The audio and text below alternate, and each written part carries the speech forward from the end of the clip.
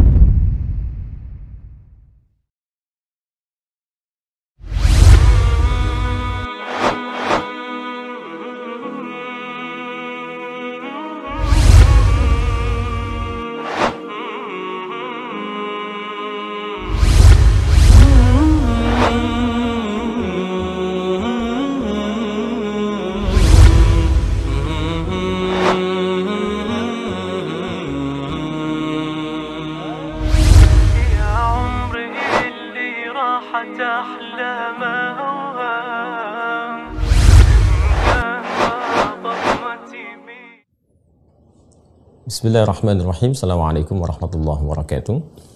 Alhamdulillahirabbil alamin, wassalatu wassalamu ala rasulillahil karim wa ala alihi wa sahbihi ajma'in. Amma ba'd.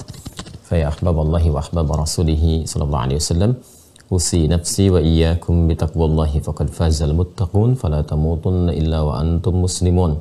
Faqala ta'ala ya ayyuhalladzina amanu taqullaha haqqa tuqatih wa la tamutunna illa wa antum muslimun. Saudara-saudariku, bersyukur pada Allah Subhanahu wa taala mengawali jumpa kita di kesempatan kali ini. Alhamdulillah kita kembali diberikan kesempatan untuk beraktivitas. Semoga seluruh aktivitas kita, baik yang telah, sedang ataupun akan kita lakukan, diridhai dan dibimbing oleh Allah Subhanahu wa taala menuju segala hal yang baik dan mulia. Kemudian kita bermohon pada Allah Subhanahu wa taala semoga seluruh hamba Allah yang berkehidupan sampai dengan detik ini namun belum beriman diberikan kekuatan oleh Allah Subhanahu wa taala, kemampuan untuk bersyahadat sebelum wafat dan kembali kepada Allah Subhanahu wa taala. Pun demikian, semoga para pelaku maksiat diberikan kekuatan, kemampuan untuk bertobat dan menata aktivitas lebih baik dibandingkan dengan hari-hari sebelumnya yang telah berlalu. Baiklah, kita akan mencoba melanjutkan kajian kita di pertemuan kali ini dengan membuka lembaran baru. Ini masih tersambung dengan pembahasan seputar persiapan ibadah siam di kurikulum Nabi Sallallahu Alaihi Wasallam. Namun kita akan terpusat saat ini kepada kajian secara teknis hadis-hadis Nabi Sallallahu Alaihi Wasallam yang terangkum dalam kitab Sahih Muslim. Jadi di pertemuan tahun lalu kita telah menampilkan pembahasan Sahih Al-Bukhari dan insya Allah kita akan sajikan kembali saat nanti masuk pada sesi Ramadan. Dan untuk melengkapi kajian dimaksud, kita coba hadirkan juga tinjauannya di Sahih Muslim. Jadi nanti yang Sahih Al-Bukhari-nya juga insya Allah sudah ada, disiapkan. Kemudian yang Sahih Muslimnya ini kita tampilkan dan kita mulai pembahasannya pada sesi kali ini. Bagi teman-teman yang terhubung di Mira, insya Allah nanti setiap kajian di sesi pembahasan, kita akan scan bagian kitabnya, kemudian kita upload, dan teman-teman bisa download sehingga bisa langsung menyimak apa yang kita kaji. Bagi yang memiliki kitab Sahih Muslim, silahkan nanti lihat langsung di topik yang ke-13, Kitabus Syam. Ya, jadi ini yang kami gunakan yang ini. Nanti ada syarah juga ya yang kita jadikan acuan, nanti syarah Sahih Muslimnya Al-Imam An-Nawawi ada 9 jilid ya. Ini yang tanpa syarah untuk memudahkan. Jadi nanti kalau kita ingin kajian lebih mendalam, gunakan syarah ya. Di antara yang populer syarah Al-Imam An-Nawawi ada 9 jilid. Yang ini yang tanpa syarah untuk memudahkan saja supaya cepat dan kita uraikan syarah dimaksud dalam penjelasan. Baiklah, di topik yang ke-13 ya, Kitabus Syam. Jadi kalau di Sahih Al-Bukhari nanti topiknya topik yang ke-30 dan ini menariknya. Al-Imam Al-Bukhari memberikan temanya Kitabus Shaum, sedangkan Al-Imam Muslim memberikan tema besarnya Kitabus Syam. Jadi yang Al-Imam Al-Bukhari menggunakan diksinya Shaum, Kitabus Shaum. Ya, topik yang ke-30. Di Al-Imam Muslim Kitabus Syam. Telah kita uraikan di pertemuan sebelumnya, teman-teman sekalian, bahwa Shaum dengan Syam memiliki kesamaan dan memiliki perbedaan, memiliki keumuman dan memiliki kekhususan. Jika disebutkan Shaum, maka mencakup seluruh makna menahan. Jadi kata Syam pun dan maknanya tercakup dalam kata Shaum. Bila disebutkan Shaum artinya menahan segala jenis yang ditahan. Baik menahan dalam pengertian terbatas, misal seperti yang terjadi pada Sayyidah Maryam alaihissalam di Quran surah ke-19, Maryam ayat yang ke-26. Inni nadhartu lirrahmani shauma. Seperti yang pernah saya uraikan, beliau alaihissalam diperintahkan oleh Allah Subhanahu wa taala untuk melakukan shaum. Ya, shaumnya bukan tidak makan, tidak minum. Karena di ayat sebelum-sebelumnya ketika beliau di fase-fase menjelang kelahiran itu diperintahkan oleh Allah Subhanahu wa taala untuk bisa makan dari kurma ya, yang beliau bersandar ke pohonnya, kemudian diminta oleh Allah untuk menggoncangkannya sedikit ya. Jadi supaya ada nilai ikhtiar di situ, ketika berikhtiar rezeki turun, kan konsepnya begitu. Maka ketika diperintahkan menggoncangkan sedikit, artinya menepuk sedikit, maka jatuhlah pohon-pohon kurma itu. Dan diperintahkan untuk minum juga dari air segar di sekitarannya. Jadi masih tetap makan dan minum. Cuman yang ditahan, yang shaum itu tidak bicara. Ketika sudah melahirkan, kemudian Nabi Isa alaihissalam sudah disiapkan dengan baik, akan kembali ke kaumnya, maka diperintahkan untuk shaum dalam pengertian tidak bicara. Jadi masih makan, masih minum. Kata shaum juga mencakup makna siam. Artinya kalau ada puasa dalam pengertian yang terukur dengan ketentuan, dengan hukum, dengan aturan tertentu, ya seperti penunaian Ramadan misalnya. Ya, di Al-Baqarah ayat 183 katanya diksinya menggunakan kata syam. Ya ayyuhalladzina amanu kutiba alaikumus syam, dan 9 kali disebutkan dalam Al-Qur'an. Jika sudah menunjuk kepada kata syam, ini memberi kesan bahwa puasa yang dimaksudkan bukan pengertiannya umum. Bukan sekedar menahan yang masih bersifat umum, tidak. Tapi diikat oleh ketentuan-ketentuan tertentu. Ya, ada aturannya seperti yang pernah saya uraikan. Ada waktunya, syaratnya, ketentuan dan sebagainya. Itu as-syam. Jadi Al-Imam Al-Bukhari ketika memberikan tema besarnya Kitabus Shaum, beliau ingin menguraikan segala ketentuan yang terkait dengan shaum, baik yang sifatnya umum ataupun khusus. Jadi kalau ada pengertian umum begini konteksnya, kalau ada pengertian khusus seperti ini penjabarannya. Nah, Al-Imam Muslim merinci yang terkait dengan aturan-aturan spesifik yang khusus, ya, spesialnya terkait dengan ketentuan-ketentuan siam, baik terkait dengan Ramadan ataupun di luar Ramadan, yang sekiranya semua makna puasa itu masih terkorelasi dengan makna yang khusus. Artinya bukan ketentuan umum, cuman menahan tidak bicara, itu kan, menahan misalnya tidak berinteraksi, menahan tidak makan makanan tertentu, tapi yang lain masih makan, itu umum. Maka Al-Imam Muslim ketika beliau membuat tema Kitabus Shiyam, bukan sekedar ingin menghadirkan perbedaan antara di yang Imam Al-Bukhari, di Sahih Al-Bukhari dengan yang Sahih Muslim. Ya, penekanannya bukan ke situ, tapi ingin lebih memberikan penekanan kepada pembahasan yang spesifik, membahas, mengurai puasa yang terkait dengan ketentuan-ketentuan spesifik saja, yang ada aturannya, ada pokoknya. Seperti Ramadan misalnya, yang kita tunaikan dengan aturan dan ketentuan tertentu. Paham ya? Baik. Dan Imam Muslim kan muridnya Al-Imam Al-Bukhari yang sangat setia. Ya, dan ketika Al-Imam Al-Bukhari pun ditahdzir, bahkan diwanti-wanti dan diancam, ya kan? Dan diantara pembelanya yang paling setia Al-Imam Muslim. Ya, semoga Allah meridai kepada keduanya dan merahmati kepada keduanya. Baik, mari kita bacakan. Bismillahirrahmanirrahim. Kitabus Shaumi. Ya. Topik ini akan membahas seputar ketentuan-ketentuan as-siyam, ya, yaitu puasa yang diberikan ke syarat-syarat, ketentuan dan aturan-aturan tertentu. Yang pertama, bab fadli syahri Ramadan. Tuh, spesifik ya, sudah masuk ke Ramadan. Jadi kalau kita membahas nanti di Sahih Al-Bukhari, seperti yang pernah diuraikan dan kita akan tampilkan kembali. Tahun lalu kan kita bahas Al-Bukhari ya.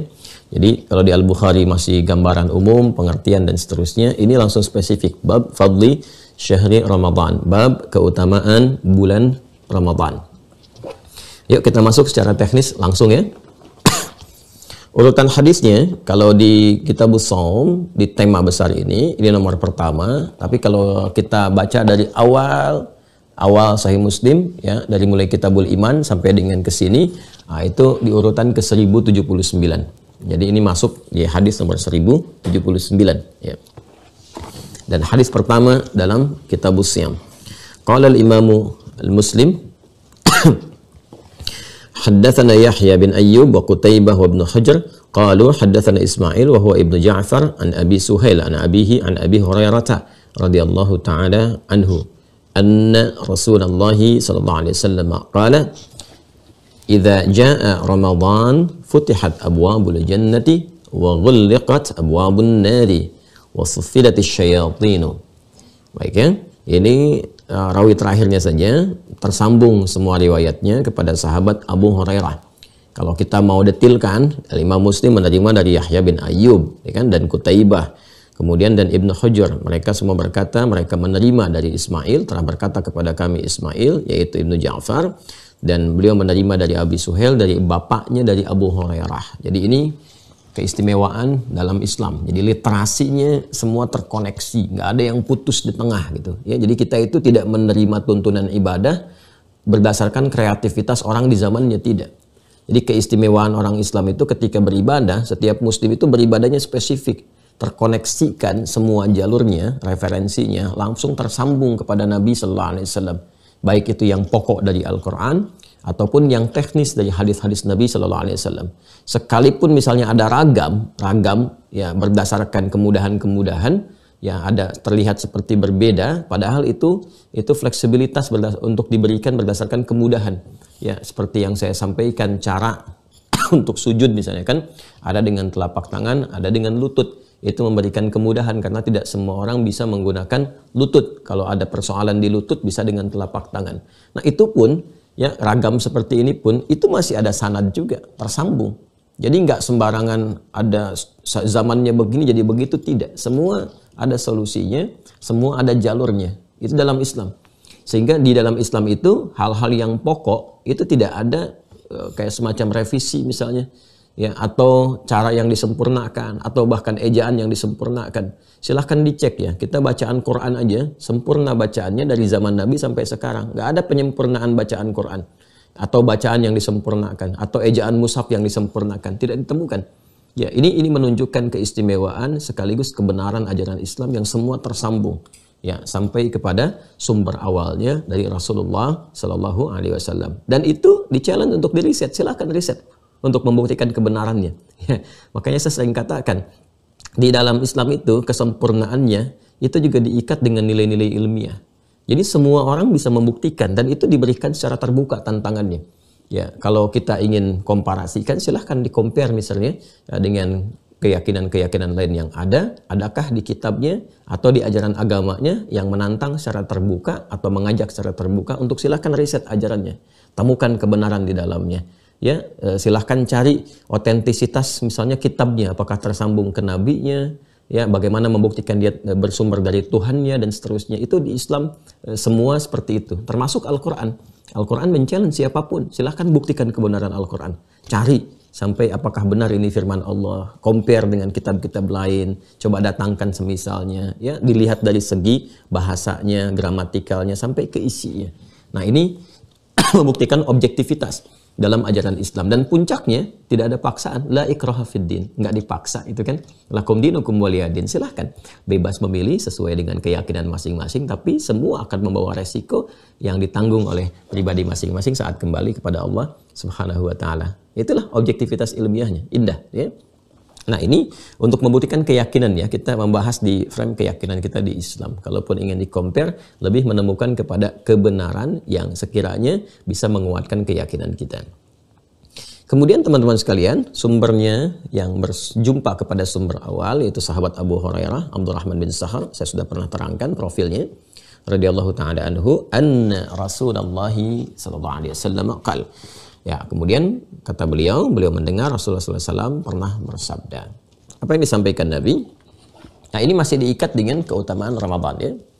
Idza jaa Ramadhanu, bila telah tiba Ramadan. Idza jaa Ramadhanu, bila telah tiba Ramadan. Futtihat abwabul jannati. Futtihat abwabul jannati, maka akan dibuka pintu-pintu surga. Masya Allah ya. Jika tiba Ramadan itu, futtihat abwabul jannati, maka akan dibuka pintu-pintu surga. Wa ghuldiqat abwabun nari, dan ditutup pintu-pintu neraka. Wa suffidatis syayatinu, dan setan-setan dirantai. Setan-setan atau para setan dirantai. Baik ya. Tahan dulu ya. Satu. Nah, di hadis Muslim karakteristiknya begini. Jika dalam satu tema yang diurai itu ada beberapa hadis-hadis yang senafas dengan itu. Ya, semakna dengan itu. Walaupun misalnya beda jalur riwayatnya. Nah, untuk menguatkan, ini jeniusnya Imam Muslim untuk menguatkan itu semua, maka beliau tampilkan itu dan dikasih tanda. Ya, misalnya ada yang titik 3 atau titik 2, bergantung urutannya. Jadi setelah riwayat pokok yang pertama, nanti biasanya dikasih tanda kurung di bawahnya, titik 3 misalnya, atau titik 2, berdasarkan berapa turunan ke bawahnya ini yang akan dihadirkan. Nah, ini di antara kejeniusan sekaligus keluasan literasi Imam Muslim. Jadi ini dari jalurnya sahabat A, ini jalurnya sahabat B. Atau di Abu Hurairah ada yang dengar lagi ketika beliau menyampaikan si fulan, si fulan, si fulan. Jadi ini semakin menguatkan. Kadang-kadang kan kita juga kalau sedang bicara mungkin yang dengar kan tidak 2-1 orang. Ya kan? Ada berapa banyak orang. Sekarang pun kalau sedang ta'lim kan yang menyimak mungkin bukan 3, 4, 5 orang. Bisa jadi ribuan orang. Nabi ketika menyampaikan bukan hanya sahabat Abu Hurairah, boleh jadi yang dengar juga ada sahabat yang lainnya. Ya, atau kemudian dari jalur sahabat Abu Hurairah ketika disampaikan ada beberapa lain lagi yang kemudian mendengar. Nah, ini dalam ilmu hadis, riwayat-riwayat yang disampaikan dari orang-orang yang berbeda dengan konteks yang sama, tema yang serupa, ini saling menguatkan nanti. Ya, saling menguatkan satu dengan yang lainnya. Kita sampaikan riwayat yang keduanya, ini tersambungnya masih ke Abu Hurairah. Dan sanad dari Abu Hurairah ini nanti kalau yang sebelumnya kita dapatkan dari Abi Suhail dari bapaknya, yang sekarang dari orang yang berbeda ya, tapi nanti jalurnya ke Abu Hurairah. Jadi Masya Allah yang menerima dari sahabat Abu Hurairah ini banyak juga dia. Qala al-Imam Muslim Wa haddatsani Harmalah bin Yahya akhbarana Ibnu Wahab akhbarani Yunus an Ibnu Syihab an Ibni Abi Anas. Nah, ini ya Ibnu Abi Anas, anna abahu, bahwa bapaknya, haddatsahu, menyampaikan kepada beliau, annahu, bahwa beliau sami'a Aba Hurairah, mendengar Abu Hurairah radhiyallahu taala anhu yaqul, beliau berkata, qala Rasulullah sallallahu alaihi wasallam, Rasulullah sallallahu alaihi wasallam bersabda, "Idza kana Ramadhanu futtihat abwabur rahmati wa ghulliqat abwabu jahannam wa sulsilatis syayatin." Masyaallah. Ini ada yang menarik tuh, ada 3 di sini ya. Ya, ada 3. Yang pertama, kesungguhan Imam Muslim dalam mencari hadis-hadis bahkan terkait dengan satu tema utama. Ya, jadi ini ada tema tentang keutamaan Ramadan. Bagaimana saat Ramadan tiba, di antara keistimewaannya pintu-pintu surga dibukakan. Itu sepanjang kemampuan Imam Muslim dalam kehidupan beliau, bukan hanya mencari satu sumber gitu. Ya, bahkan untuk mengkonfirmasi benar nggak ada riwayat ini. Ya kan? Sama nggak versinya? Ya, kemudian apakah ada yang berbeda ketika diterima sehingga nanti bisa saling melengkapi gitu informasinya itu. Itu tidak dari satu orang saja. Tidak dari satu orang. Jadi sepanjang ada hadis yang terkait, dengar dari siapa, dengar dari siapa, dengar dari siapa. Nah, ini pada riwayat yang pertama beliau mendapatkannya dari seorang bernama Yahya bin Ayyub, ya kan, dan Qutaibah. Pada riwayat yang kedua beliau mendengar dari Harmalah bin Yahya. Ya. Jadi ada 2 sosok, satu sosok ini ya A, satu sosok B. Jadi ketika mendapatkan tema tentang keutamaan Ramadan, itu dicari oleh beliau. Ya, didapati. Oh, ini dapat dari si fulan, dapat dari si fulan. Artinya, ini memberikan kesan kepada kita informasi-informasi yang baik itu, ya kan? Yang pertama, tidak harus kita juga mereferensikan dari satu sumber. Boleh jadi ada sumber yang lain yang benar juga, yang baik juga, ya. Khususnya ketika kita mengkaji satu topik tertentu, ya. Dan ini kan menjadi karakteristik yang diterapkan bahkan di dunia ilmiah. Ya kan, para sarjana itu kalau mau membahas satu tema pun dalam skripsi atau dalam tesis, dalam disertasi, ya, kan di referensinya walaupun topik yang dituliskan itu satu topik tertentu, kan menulis dari berbagai literasi kan. Dari si fulan, dari si fulan, dari si fulan, pendapat ini, pendapat ini, pendapat ini. Nah, Imam Muslim itu sudah memberikan sinyal dalam pencarian hadisnya. Ini topiknya tentang keutamaan Ramadan, bagaimana pintu surga dibuka. Siapa saja yang menyampaikan ini? Beliau cari itu. Ya, si fulan, si fulan, si fulan. Jelas ya? Jadi ini menunjukkan kesungguhan, keseriusan dalam mencari pengetahuan dan khususnya terkait dengan referensi keislaman. Jadi saya sering katakan juga kepada teman-teman semuanya, ya kalaupun ingin belajar hal-hal dalam Islam, tidak harus terfokus juga kepada saya misalnya. Boleh sepanjang ada yang baik, yang ukurannya kan ada ukurannya, ada thiqahnya. Kalau ini benar, kredibilitasnya tidak diragukan, kan? Kemampuan penguasaan dalam agamanya baik, tidak banyak kontroversi dan sebagainya, ya silahkan jadikan rujukan juga, kan? Ambil sepanjang itu baik. Jadi kalau ada kesan yang tidak baiknya tidak harus dibincangkan, apalagi digibahkan, sudah cukup ditinggalkan saja gitu kan. Nah, ini gambarannya. Jadi pada riwayat yang kedua, ya, ini memberikan kesan satu keutamaan Imam Muslim, ya kan, kesungguhan beliau dalam mencari sumber-sumber atau referensi-referensi yang mengacu kepada riwayat yang serupa. Yang kedua, teman-teman sekalian, juga memberikan kesan kesungguhan dalam pencarian-pencarian riwayat yang bersumber dari satu sumber yang sama. Ya, yang saya maksudkan ini masuk ke fasenya Abu Hurairah, sahabat Abu Hurairah radhiyallahu taala anhu. Coba teman-teman lihat, ini kan yang menerima dari Abu Hurairah yang pertama dari Abi Suhail, dari bapaknya, ya kan? Kemudian yang kedua dari Ibnu Abi Anas, ya, dari bapaknya juga. Jadi ternyata yang menggali ilmu di era-era awal-awal tuh sepeninggal Nabi sallallahu alaihi wasallam, ada sahabat mengajar juga. Itu yang memburu para sahabat itu luar biasa. Ini memberikan kesan kepada kita, kalau memang kelihatan ada orang kafabel, ada orang bagus, wawasannya luas, literasinya cukup luar biasa, pengetahuannya dalam dan sebagainya, cepat buru itu, mumpung ada kesempatannya. Ya, apalagi kalau sudah tanda-tanda nanti di menjelang fase perpindahan zaman ya ke akhir-akhirnya. Kan semalam baru saya sampaikan tentang pembukanya. Nanti ke pertengahan menuju ke akhir-akhir itu di antara tandanya dicabut nanti ya para ahli-ahli ilmu. Ya. Innallaha la yaqbidul ilma, ya. Allah Subhanahu wa taala tidak mencabut pengetahuan intiza'an minal ibad, langsung dicabut ilmunya, tidak. Misalnya tafsir dicabut, tidak. Hadis dicabut, tidak. Ya, walakin biqabdil ulama, tapi dicabutnya pakar-pakar di bidangnya. Jadi pakar tafsirnya meninggal, pakar hadisnya meninggal. Bukan hadisnya dicabut, bukan tafsirnya dicabut, tapi pakarnya yang diambil. Ya, sehingga nanti yang paham secara benar, yang paham secara baiknya itu mulai sedikit.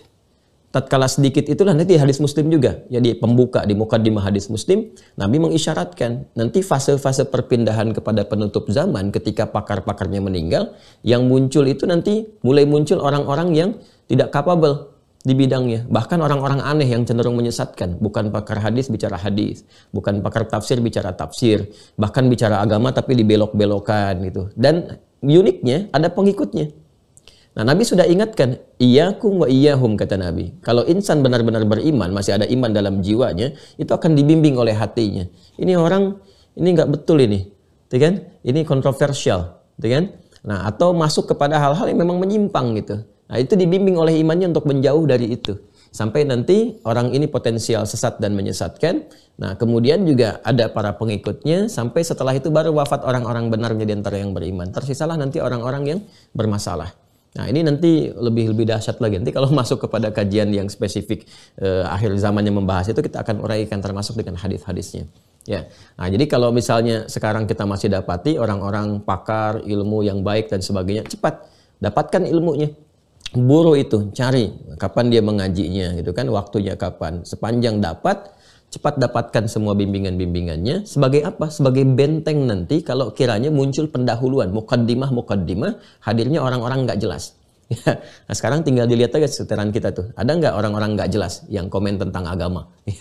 Ngasih pandangan, ngasih pendapat, ngasih ini itu, ya misalnya tentang syariat, tentang tinjauan, padahal dia nggak ngerti agama. Ya, bahas satu ayat dikontradiksikan, seakan-akan kesannya sedang membahas tapi ada unsur manipulatifnya, ada unsur penyesatannya dan sebagainya. Nah, ini kalau sudah mulai muncul yang seperti itu, maka segera cari orang-orang yang benar ya untuk kita jadikan sebagai tumpuan. Nah, ini di masa-masa sahabat kalau sudah ada orang-orang yang baik itu, ya kalau di masa sahabat kan masih terkait dengan kehidupan Nabi diburu, ya pengetahuannya, ilmunya dipastikan. Dan diikat dengan itu saja. Jadi sifat sahabat itu menarik gitu ya. Apa yang dilihat oleh mereka, itu yang mereka lakukan. Apa yang disaksikan oleh mereka dari Nabi, itu yang dikerjakan. Sepeninggal Nabi SAW, sahabat banyak menyebar dan mengajar. Seperti juga pernah saya sampaikan saat menjelaskan tentang urutan perjalanan fikih Islam itu. Ya, teman-teman boleh cek di awal-awal video ya. Nah, ini sahabat mengajar, sama tipikal dari tabi'in juga memburu. Wah, ini masih ada yang hidup nih sahabat yang ini, kejar ke sana. Nah, itu. Yang setelah itu kan terlihat perbedaan kualitas ya, terus masih bagus di masa tabi'in sekitar sampai akhir abad kedua, awal abad ketiga. Nah, itu semangat dan kemampuan menangkap pengetahuannya itu masih luar biasa. Ya, setelahnya pun ada tapi terbatas. Kalau di masa itu masih terhampar, istimewa gitu ya, mewah itu. Kualitasnya premium semua. Ya, makanya kita dapatkan di masa-masa itu para imam, ya khususnya imam yang 4 itu kan. Ya, Imam Abu Hanifah, An-Nu'man, Imam Malik, Imam Syafi'i, Imam Ahmad bin Hanbal, dan ada juga yang lain-lainnya, tapi kan yang paling populer ini ya. Nah, itu masih banyak tuh yang menghafal, yang mengkodifikasikan. Setelah itu masih ada. Ya, cuman nanti seiring berganti zaman terbatas. Makanya sekarang pun kalau nyari ulama-ulama yang misalnya spesial, kan bisa dihitung jari tuh. Coba lihat di Indonesia misalnya siapa yang bisa kita lihat? Ya, di Malaysia siapa? Di Asia siapa? Level dunianya siapa? Kalau dulu level dunia itu masih bisa kita lihat tuh. Ya, sezamannya Imam Syafi'i ada Imam Ahmad ya, yang lebih junior tapi kan masih semasa. Semasa Imam Syafi'inya ada Imam Malik, masih ada tuh di Madinah. Semasa Imam Malik masih ada Imam Abu Hanifah. Imam Abu Hanifah meninggal, lahir Imam Syafi'i. Kadang-kadang saling menggantikan. Ini meninggal, lahir yang lain lagi. Nah, jadi setiap masa nanti sampai ke akhir-akhir kalau sudah susah nemuinnya, nah itu patut kita waspada tuh. Ya, patut waspada. Nah, ini kesan kedua yang ingin saya sampaikan. Jadi, pertama, bagaimana kesungguhan Imam Muslim dalam menjaga agama ini sehingga memastikan semua referensi terkait walaupun satu topik saja atau bahkan subtopik, kalau masih ada orang yang bisa didapatkan referensinya, maka ditampilkan untuk memberikan kelengkapan dalam pemahaman. Ini kesungguhan dalam menjaga agama. Jadi yang serius ya, ini maksud saya begini. Ini beliau saja menyampaikan referensi kepada kita. Itu begitu serius mencari. Masa kita yang tinggal ngaji nggak serius gitu? Kita tinggal ngaji, tinggal dapetin infonya aja. Ada yang sambil rebahan, sambil minum, ini itu. Ya kalau sudah ngaji Quran, ngaji hadis itu fokus. Supaya kita dapatkan keberkahannya. Ya kan? Kecuali memang ada hajat yang lain dan kita mendengar sekian persen. Alhamdulillah masih ada hal yang bisa kita dapatkan. Dan yang kedua tadi terkait dengan bagaimana perburuan kepada informasi orang-orang yang kredibel seperti sahabat Abu Hurairah yang tadi saya sampaikan. Dan selanjutnya setelah yang kedua tadi saya sampaikan, bagian ketiganya adalah ini yang sangat menarik.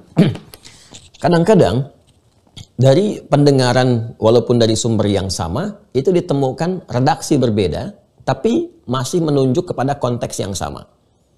Nah, ini yang membedakan antara hadis dengan Al-Quran. Kalau Al-Quran terjamin lafaz dan maknanya. Jadi Anda mau menerima dari siapapun, walaupun orangnya banyak, Anda bertalaki, nggak akan beda. Al-Baqarah pembukanya tetap alif lam mim. Anda mau ngaji dari siapapun, sedunia ini, di Indonesia dari Sabang sampai Merauke, Anda ingin talaki Quran, dari syekh manapun, tetap pembuka Al-Baqarah alif lam mim. Nggak ada jadi alam. Ya, alif lam mim. Pembukanya pasti itu. Nggak ada yang lainnya. Silahkan cek sampai cari ke ujung dunia itu. Ya, alam nasrah nggak akan berubah alif lam mim nasrah, tidak. Ya, alam tara nggak akan berubah alif lam mim tara, tidak ada.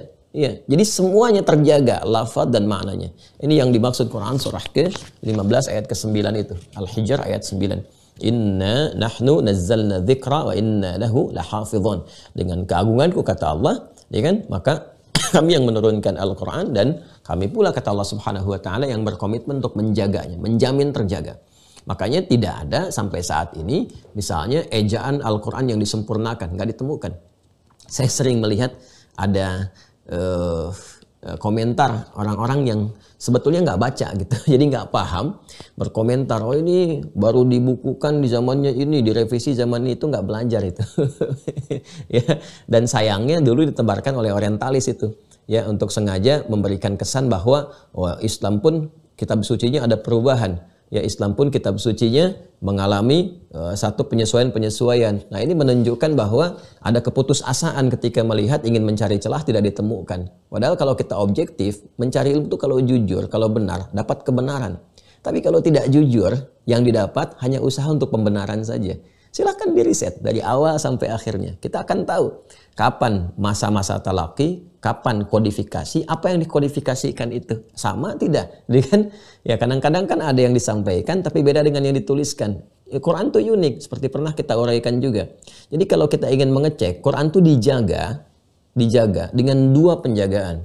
Satu di hafalan sampai ke jiwa, kedua di tulisan, di mushaf. Ya, yang kita jadikan sebagai bagian dari pegangan untuk bacaan itu. Jadi apa yang tertuliskan di mushaf itu terjaga melalui hafalan. Jadi kalau ada yang keliru cetak, ya, keliru dalam menuliskan misalnya karena kelalaian tertentu, apakah ada misalnya salah ketik ataukah mengantuk kemudian keliru menuliskan, itu akan ketahuan. Ya, dari apa? Dari hafalan. Jadi dikonfirmasi lewat hafalan. Kalau hafalan nggak tepat pun misalnya ada yang salah lafaz, salah melafadzkan, bisa dikonfirmasi lewat tulisan. Jadi itu keunikan dan keistimewaan Al-Quran terjaga sampai dengan sekarang. Ya, nah hadis itu berbeda. Ya, hadis berbeda. Kalau Al-Quran disampaikan harus benar lafaz dan maknanya, terjaga lafaz dan maknanya, maka pada hadis concernnya kepada makna. Ya, tidak menuntut hafalan kepada lafaz. Karena itu jangan heran kalau dalam satu topik tertentu maknanya serupa, konteksnya sama, tapi lafadznya bisa berbeda. Karena tidak ada tuntutan menghafal lafadz. Jelas ya? Bagus kalau lafadznya bisa sampai semuanya tahu, paham, ya kan? Hafal, mengerti. Tapi yang dituntut hanya isinya, maknanya. Yang penting maknanya benar disampaikan. Itu karakteristiknya. Ya, apa hikmahnya untuk membedakan dengan Al-Quran supaya tidak diduga bahwa apa-apa yang disampaikan oleh Nabi, karena Nabi kan orang paling fasih bahasa Arabnya, ya, menyatu dengan Al-Quran. Jadi jangan dibedakan bahwa, jangan disamakan bahwa hadis itu Quran, bukan. Hadis penjelas dari Al-Quran. Hadis adalah tafsir terbaik yang menjelaskan tentang isi Al-Quran. Jadi kalau Al-Quran terjaga lafaz dan maknanya, hadis fokusnya kepada makna dan disampaikan boleh dengan makna, tidak dikhususkan dengan lafaz. Karena itu Anda bisa temukan dalam satu riwayat misalnya ada banyak ragamnya, ya, ada banyak ragamnya. Artinya ada jumlah yang tidak satu, mungkin kadang-kadang berapa puluh dalam satu tema itu. Ya, lafadznya beda-beda tapi intinya sama. Ya, persis dengan begini ketika saya menyampaikan informasi, misal Bapak Ibu sekalian, insya Allah besok kita akan teruskan kajian Sahih Muslim pada hadis yang ketiga. Waktunya insya Allah menyesuaikan, tapi kita akan mulai ba'da subuh. Nah, coba ulangi lagi kalimat saya itu. Ya, Anda ketika menyampaikan kepada yang lain, ya itu bisa berbeda. Ya, intinya Ustadz besok kajian lanjut lagi. Ya, ba'da subuh. Tapi ikutin aja waktunya sesuai dengan online-nya baru masuk, ya kan? Nah, jadi nanti ada yang menyampaikan versi lain lagi, besok kajian lanjut lagi. Ya, ada yang menyampaikan lagi, besok Sahih Muslim tetap berlanjut. Nah, itu macam-macam, beda-beda versinya, tapi menunjuk pada satu keterangan yang serupa. Berbeda ketika saya sampaikan ayat. Ingat ya, surat Al-Ikhlas, Qul huwallahu ahad. Ya, Anda bisa katakan Ustadz mengingatkan, tapi ketika menyampaikan Qul huwallahu ahad, semua akan sama. Paham ya? Baik. Nah, ini yang ingin saya utarakan, bahwa dalam satu topik itu mungkin kita akan melihat versi-versi riwayat yang berbeda, orangnya, ya kan? Kata-katanya mungkin tidak sama kalimatnya, tapi menunjuk pada satu kesan yang serupa, informasi yang sama. Nah, ini pada riwayat yang kedua disampaikan, kalau yang pertama idza jaa Ramadan, yang kedua idza kana Ramadan. Ya, yang pertama idza jaa Ramadan, nanti yang di Mira kita akan scan sehingga Anda bisa dapatkan apa yang saya bacakan juga dalam kitab. Yang pertama idza jaa Ramadanu, yang kedua idza kana Ramadan. Ya, jadi pada yang pertama jika telah tiba Ramadan, pada yang kedua jika Ramadan telah hadir. Ya, baik, jelas ya. Kemudian apa perbedaan jaa dengan kan? Kalau jaa itu tiba, hadir gitu kan? Tiba, hadir, seakan-akan kalau metafornya datangnya kepada kita. Ya, datang kepada kita gitu kan? Datang kepada kita. Bisa kita yang mendekat, bisa itu datang kepada kita. Ya, seperti Fathu Makkah digambarkan dengan kata jaa. Idza jaa nasrullahi wal fath. Ketika datang pertolongan Allah Subhanahu wa taala dan terjadi Fathu Mekah itu. Artinya apa? Orang-orang pada saat itu dibimbing Rasulullah SAW kan mendatangi Mekah, datang. Dan mendatangi itu datang kepada Fathu Mekahnya sekaligus mendekati pertolongan Allah Subhanahu wa taala. Jadi ada pergerakan di situ, ya. Nah, jadi kalau konteks hadis yang pertama idza jaa Ramadan, maksudnya bisa jadi Ramadannya tiba, bisa jadi dengan makna yang pertama, waktunya kita semakin mendekat ke Ramadan sampai Ramadan tiba. Ya, seperti sekarang Sya'ban kan telah masuk ke sekarang 9 ya, 8 9 Sya'ban. Itu kan terus bergerak terus sampai ke akhirnya sampai dekat Ramadan. Jadi kalau memaknai hadis yang pertama, idza jaa Ramadanu, ya, jika Ramadan telah tiba seakan-akan Ramadannya yang dekat ke kita, yang datang ke kita. Metafornya begitu. Padahal kita kan yang terus maju sampai mendekati Ramadan. Ya, terus tiba waktunya pas. Nah, itu jaa namanya. Jelas ya? Nah, kalau pada yang kedua, idza kana Ramadan, kita telah hadir di Ramadan itu. Jadi begitu kita masuk ke Ramadannya, itu kan. Ya, nah, kana. Jadi kita sudah ada di situnya, sudah hadir di dalam Ramadannya. Paham ya? Jadi pada redaksi yang pertama, kalau ingin kita lihat perbedaan spesifiknya, kita beranjak memasuki Ramadan sampai masuk ke situ. Kalau redaksi yang kedua, kita sudah benar-benar ada di dalamnya. Paham ya? Dan keduanya sama maknanya. Ya, intinya apa? Intinya Ramadan sudah tiba, gitu aja ya kalau bahasa singkatnya begitu. Jika Ramadan sudah tiba, nah, kemudian redaksi yang kedua dengan pertama sama, selanjutnya Futihat abwabur rahmati, yang di atas Futihat abwabul jannah. Ya. Nah, sedangkan masih ingat uraian saya sebelumnya ketika ada pertanyaan apakah masuk surga dengan amalan atau dengan rahmat Allah Subhanahu wa taala? Ya, dan telah saya uraikan keduanya tidak bertolak belakang. Rahmat Allah itu ketika memberikan surga, ikhtiarnya lewat amal. Jadi satu kesatuan. Surga sama dengan rahmat, sama dengan amal. Kalau orang pengen ke surga, maka dia harus dapat rahmat Allah. Bagaimana cara dapat rahmat? Ya dengan beramal. Jadi satu kesatuan di situ. Maka surga pun itu disebut dengan rahmat. Dalam hadis disebut dengan rahmat. Ya kan? Kadang-kadang disebut juga pembukanya dengan amalan. Karena itu ketika kalimat surga pertama di Al-Quran disebutkan, itu bersanding dengan amal. Al-Baqarah ayat 25. وَبَشِّرِ الَّذِينَ آمَنُوا وَعَمِلُوا الصَّالِحَاتِ أَنَّ لَهُمْ جَنَّاتٍ تَجْرِي مِنْ تَحْتِهَا الْأَنْهَارُ. Berikan kabar gembira Muhammad SAW, viralkan kepada seluruh hamba bahwa siapapun mereka yang beriman dan beramal soleh, berpotensi memasuki aneka ragam surga yang telah kami siapkan dengan segala jenis keindahannya. Ya kan? Dan di hadis-hadis yang lainnya Nabi memberikan kesan bahwa bagaimana surga bersanding dengan rahmat Allah Subhanahu wa taala. Sehingga surga kadang disebut juga dengan rahmat, puncak rahmat tertinggi yang diberikan oleh Allah Subhanahu wa taala kepada hambanya sebagai apresiasi dari amal solehnya, yaitu surga. Ya, dan nanti di atas itu ada yaitu ridha Allah Subhanahu wa taala. Wa ridwanu minallahi akbar. Ridha Allah Subhanahu wa taala. Jadi kalau Allah sudah ridha, ya pasti masuk surga juga. Ya. Jadi kalau ada misalnya disebutkan surga dan nama lain disebutkan rahmat, itu satu kesatuan. Jelas ya? Jadi di sini tidak heran kalau nanti sahabat ada yang menyebutkan abwabul jannah dengan abwabur rahmah. Jadi kalau abwabur jannah itu jelas pintu-pintu surga. Abwabur rahmah, pintu-pintu rahmat, itu maknanya bisa banyak. Di antara sekian yang banyak itu adalah surga. Ya, Anda kalau masuk masjid, apa yang Anda ucapkan? Allahumma ftahli abwaba rahmatik. Kan? Ya Allah, mohon bukakan kepadaku pintu-pintu rahmatmu. Nah, itu maknanya banyak. Bisa terkait dengan surga, pintu-pintu surga, karena nanti ada amalan-amalan di masjid yang kita kerjakan, berpotensi memasukkan kita ke surga dengan ragam pintunya. Nanti kita akan bahas, ada berapa pintu surga. Nah, nanti pintunya itu bergantung pada amalan. Ya, nanti ketika kita masuk masjid, ada amal-amal yang bisa mengantarkan kita ke surga. Jadi doa pertama kita masuk kaki kanan, kita katakan Allahumma ftahli abwaaba rahmatik. Ya Allah, mohon bukakan kepadaku pintu-pintu rahmatmu. Di antara makna rahmat di situ ada surga. Ya, apa kaitannya dengan masuk masjid bisa berpotensi dapat rahmat berupa surga? Di masjid ada amalan-amalan yang bisa kita kerjakan dan dengan amal itu berpotensi memasukkan kita ke surga. Ada yang kedua, rahmat itu bisa jadi ampunan. Ya, bisa jadi ampunan. Puncak ampunan yang Allah berikan pada hamba itu disebut dengan rahmat. Itu ada di Quran surah ke-39 Az-Zumar ayat 53. Qul ya ibadiyalladzina asrafu ala anfusihim la taqnatu mir rahmatillah. Katakan Muhammad SAW pada semua hambaku yang mungkin sudah berlumur dosa. Tahu dirinya banyak dosa, banyak berbuat kejahatan, banyak berbuat kriminal. Tiba-tiba ada getaran dalam jiwa untuk bertaubat. Kata Allah, sambut itu. Jangan putus asa dari rahmat Allah.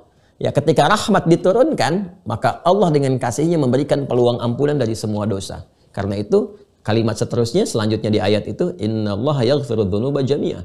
Sungguh Allah akan mengampuni seluruh dosa-dosa kalau kamu mau tobat sebelum nyawa sampai di kerongkongan.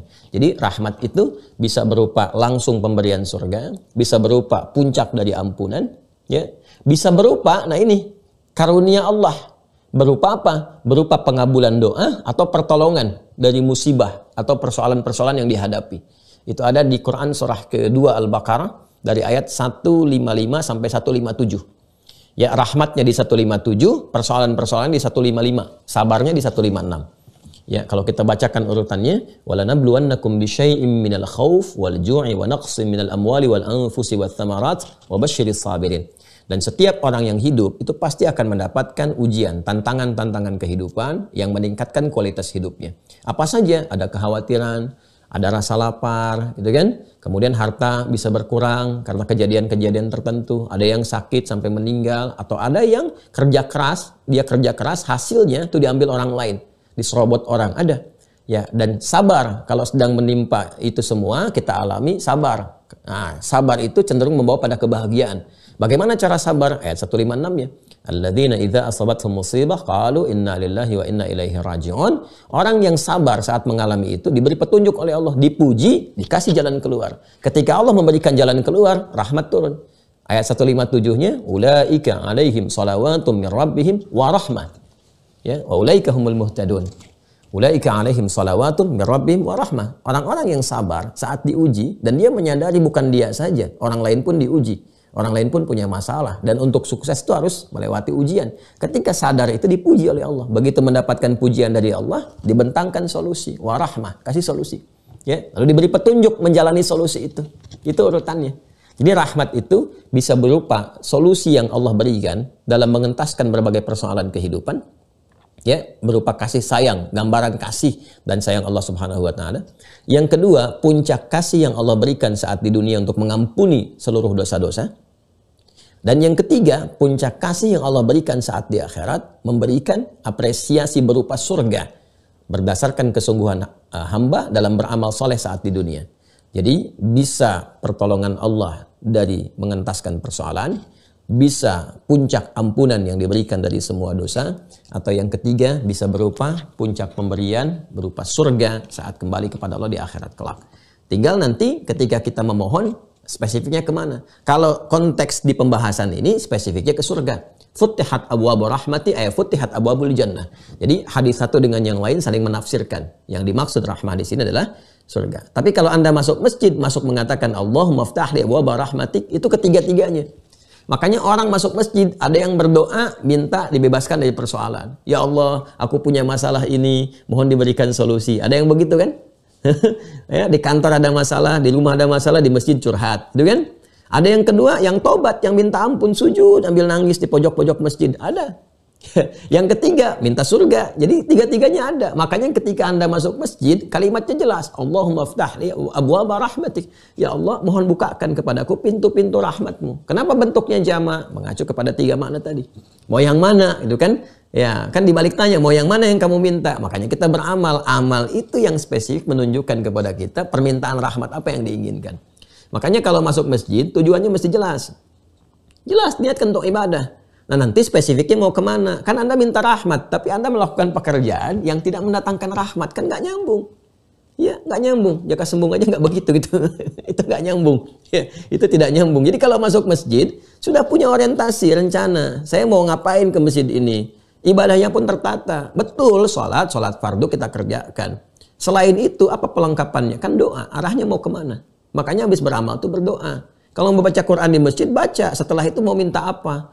Ya, nah di antara tiga rahmat tadi, Anda spesifik arahkan kemana? Apakah doa terkait kehidupan? Untuk Anda kah? Suami kah? Istri kah? Anak kah? Tetangga kah? Kerabat kah? Doa spesifik. Siapa yang punya masalah, mintakan. Beramal dulu, minta. Wah, kalau paham fikih masjid itu enak sekali teman-teman sekalian. Enak sekali. Karena ada banyak peluang rahmat di situ. Makanya banyak orang kalau sedang ada persoalan, sejak zaman dulu larinya ke masjid. Ke masjid, curhatnya, mintanya, dan sebagainya. Itu rumus ya. Mungkin lain waktu lah kalau kita mau dispesifikasikan. Baik, balik ke sini ya. Futtihat abwabu rahmati, yang di atas futtihat abwabul jannati. Wa ghuliqat abwabun nari, ya ini sama wa ghuliqat abwabu jahannam, yang bawah spesifik jahannam. Ya, dibukakan pintu-pintu. Jadi kalau yang di atas itu digambarkan keseluruhannya. Ya, kalau yang di bawah itu menggunakan sinekdok pas prototo, tapi ditampilkan yang paling dahsyatnya. Ya, lawan pas prototo itu kan sinekdok totem pro parte. Kalau di ilmu balaghah, dzikrul ba'di yuradu bihil kullu, disebutkan sebagian yang dimaksud keseluruhan. Ya kan? Kalau ada keseluruhan totem pro parte, disebutkan keseluruhan yang dimaksud sebagian. Dzikrul kulli yuradu bihil ba'du. Ya, kalau kita gambarkan beginilah. Indonesia berhasil memenangkan pertandingan bulu tangkis itu melawan Cina misalnya. Ya, kan yang main bukan seluruh rakyat Indonesia lawan seluruh rakyat Tiongkok, kan tidak. Yang main mungkin cuma siapa gitu kan? Apakah Kevin Sanjaya kah misalnya, atau yang lain kah misalnya, dan sebagainya. Kan cuma satu saja, satu bagian. Ya, itu namanya totem pro parte, disebutkan keseluruhan yang dimaksud sebagian. Ya, tapi ada juga kita sebutkan sebagian yang dimaksudkan keseluruhan. Ya, disebut sebagiannya misalnya, yang dimaksudkan adalah keseluruhannya. Contohnya apa? Langsung saja ke sini. Ya, supaya nggak terlalu jauh. Wa ghuliqat abwabu jahannam, dan ditutup kemudian pintu-pintu jahannam. Yang ditampilkan jahannam yang paling dahsyatnya. Ya, itu yang nanti akan membakar golongan tertinggi dalam pembuat dosa. Ya, khususnya orang-orang ingkar dan orang munafik. Itu ada di Quran surah keempat An-Nisa ayat 140. Paling kiri sebelah bawah di mushaf standar. Innallaha jami'al munafiqina wal kafirina fi jahannama jami'a. Allah akan menghimpun orang-orang yang ingkar dan orang-orang yang munafik itu di jahanam semuanya. Itu kan digabungkan keseluruhannya. Dan munafik di keraknya, yang paling bawahnya. Ya, fidarkil asfali minan nar, yang paling bawah dari neraka itu. Kalau kita lanjutkan ngajinya terus, kayak 141, 142 tanda-tanda malasnya, 143 terus sampai mendapatkan ancamannya itu. Paling bawah, paling keraknya. Karena ngaku Islam tapi menjelek-jelekan Islam. Ngaku Islam tapi menyakiti orang-orang Islam. Ngaku Islam tapi bikin kontroversi yang menjerumuskan bahkan mengeluarkan orang dari Islam. Nah, itu ditempatkan di kerak neraka jahanam yang paling bawah. Nah, ketika masuk Ramadan, Ini futihat abwabul jannah aw abwabur rahmah wa ghulliqat abwabun nar aw wa ghulliqat abwabu jahannam. Maksudnya ditutup pintu neraka. Kalau redaksi yang paling bawah ditutup pintu neraka disebutkan jahannamnya untuk memberikan kesan jahannam pun ditutup, apalagi yang lain-lainnya gitu. Jelas ya? Wasuffidatis syayatin, yang bawah wasulsilatis syayatin. Ya, itu sama-sama menggunakan kesan dan dirantai atau diikat para setan itu. Nah, sekarang bagaimana memahaminya? Ya, sekarang bagaimana memahaminya? Sebelum kita pahami hadis yang ketiga, yang ketiga dulu ya. Masih satu topik. Hanya 3 kok, 3 ya. Sabar ya teman-teman. Maksudnya saya ingin menunjukkan bagaimana kesungguhan Imam Muslim. Kalau dibacakan kan beliau dapat juga pahalanya, kita juga dapat ya, ada keberkahannya. Wa qala al-Imam Muslim wa haddatsani Muhammad bin Hatim wal Hulwani qala haddatsana Yaqub haddatsana Abi an Salih haddatsana Abi an Salih an Abi Shihab haddatsani Nafi' bin Abi Anas anna abahu haddatsahu annahu sami'a Abu Hurairah radhiyallahu ta'ala anhu yaqulu qala Rasulullah sallallahu alaihi wasallam idza dakhala Ramadan bimithli, sama dengan yang ke atas. Jadi untuk satu hadis ini saja Imam Muslim ngambil 3 jalur. Ya, 3 jalur tuh untuk memastikan cari siapa. Kelihatannya kita cuma baca beda paragraf gitu. Tapi pencariannya bisa jadi beda kota. Jangan dikira ini mencari itu mudah. Sekarang enak, tinggal buka YouTube, waduh ustadz ini, masalah yang sama. Ya, atau cari kontaknya. Itu kan Anda bisa tanyakan. Dulu, Masya Allah, mencari kemana tuh? Ya, di kota ini dengar ada si fulan berangkat. Kadang-kadang dari Madinah berangkat ke Syam atau sebaliknya. Itu kan nggak mudah. Ya, sekarang dari Syam ke Madinah mungkin pakai bis sehari semalam. Pakai bis. Dulu mana ada bis? Ini kan bisa jalan kaki itu. Bisa jalan kaki. Ya, makanya beberapa ulama-ulama besar, saya ambil periode Imam Ahmad saja lagi. Imam Ahmad saja kadang-kadang kalau ingin mencari hadis itu kehabisan bekal. Mohon maaf, itu sampai jadi pekerja kasar dulu. Kalau kita bilang kuli panggul di pasar, Bu, Pak, itu sampai begitu ulama itu. Dan itu bersahaja gitu, sampai nyamar, gak ada orang. Kadang-kadang orang gak ngeh kalau itu imam besar. Ya, itu sampai jadi kuli panggul, saking ingin mendapatkan yang halalnya itu, sedemikian. Pokoknya pengen cari berkahnya di ilmu. Ya, makanya saya itu sangat-sangat sering kali ya memberikan pesan kepada orang tua siswa itu, jangan pernah cari yang haram ke rumah. Jangan pernah berikan anak-anak yang haram. Apalagi untuk bekal belajarnya. Gak akan ada berkahnya. Gak akan ada berkahnya. Gak nempel tuh ilmunya. Kalaupun masuk ilmu ke kepalanya, nanti ilmu itu akan merusak. Karena berkahnya nggak ada. Ya, dan orang punya ilmu kalau merusak, lebih dahsyat hasilnya. Ya, lebih daya rusaknya itu lebih tinggi. Magnitud gempa kerusakannya itu lebih dahsyat, lebih tinggi. Ya, di atas 9 skala Richter itu kalau merusak. Ya, pencuri yang nggak ada ilmunya, paling yang dicuri apa? Tetap mencuri juga. Ya, tetap mencuri juga. Ayam misalnya kan, recehan. Tapi pencuri yang dengan ilmu, ya kalau sudah korupsi, berapa banyak yang dirugikan? Berapa banyak nilainya gitu. Itu daya rusaknya itu tinggi. Ya, karena itu penyebabnya apa salah satunya? Salah satunya adalah harta yang tidak berkah.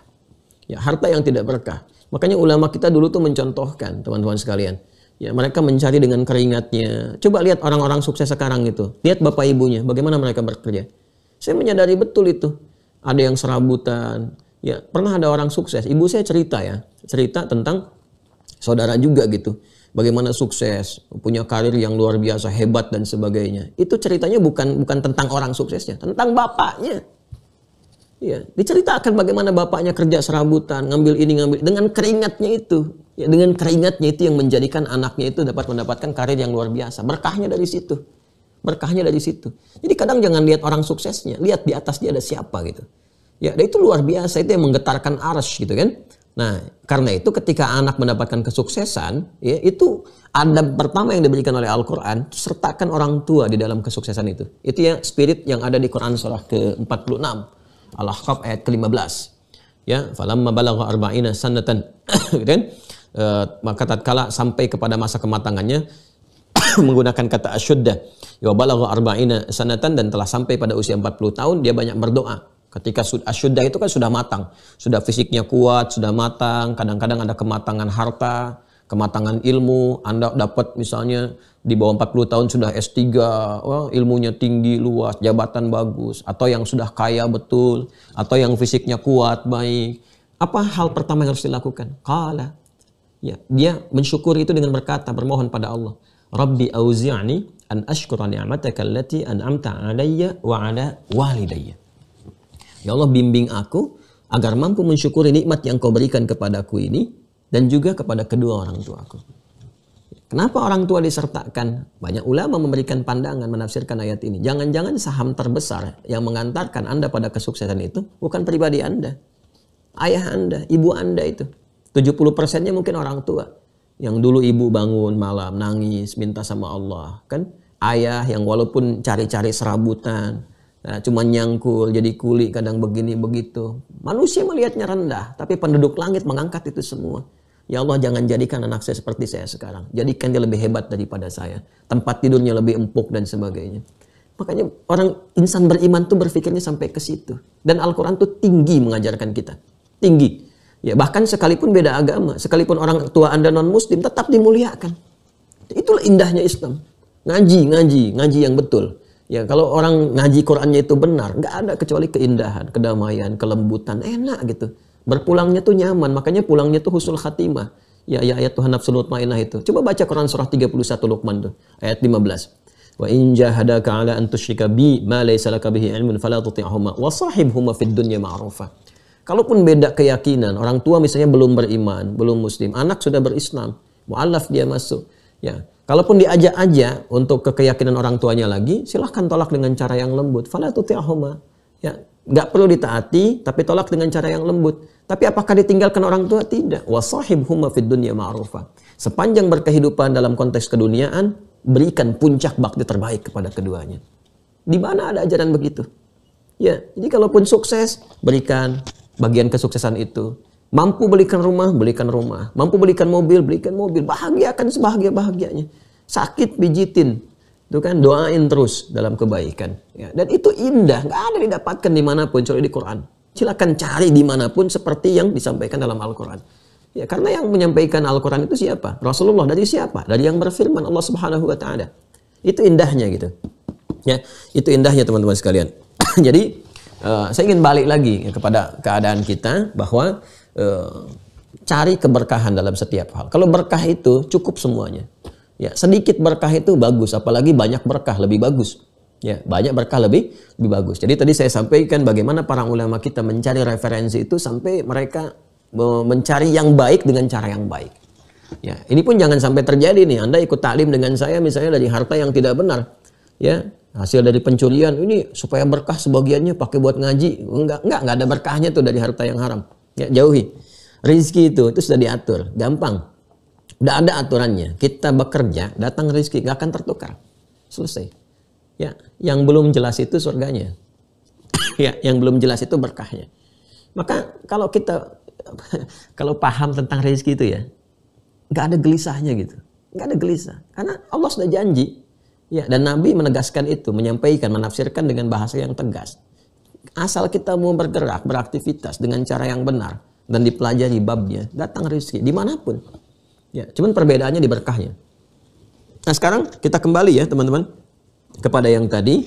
Jadi hadisnya serupa dengan apa yang disampaikan idza dakhala Ramadan. Tuh. Kalau yang pertama idza jaa, yang kedua idza kana Ramadan, yang ketiga idza dakhala Ramadan. Intinya sama aja. Kalau udah ada Ramadan, kalau udah masuk Ramadan. Jadi yang pertama datang Ramadan itu memberikan gambaran kita datang mendekat ke Ramadan, terus di Ramadan tiba ketemu.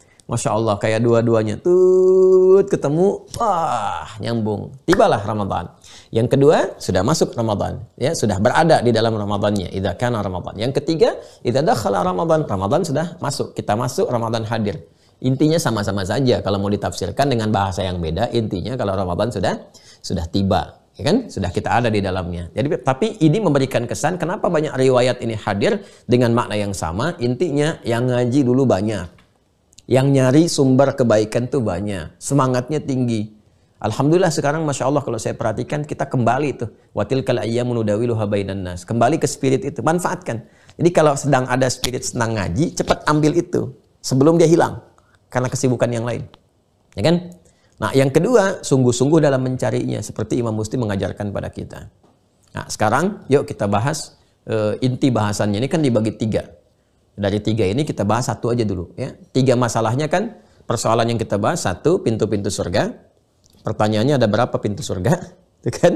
Ya, seperti apa gambarannya? Bagaimana memasukinya? Seperti apa meraihnya? Kedua, pintu neraka. Ada berapa pintu neraka itu? Dari mana sumbernya? Seperti apa kita menghindarinya? Itu kan? Nah, kan ini dibuka pintu surga. Pemahamannya bagaimana? Apa benar-benar dibuka atau metafor? Ditutup neraka, seperti apa ditutupnya? Kan? Dan yang ketiga, setan dirantai. Bagaimana memahami setan dirantai ini?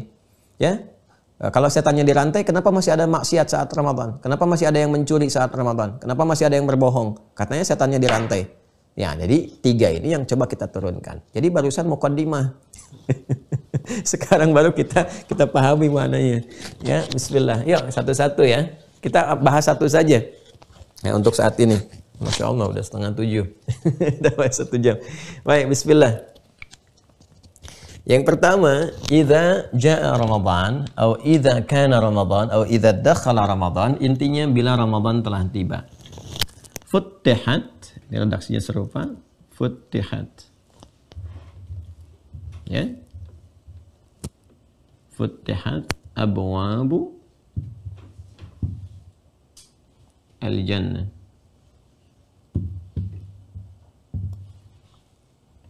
Atau abwabu rahmah.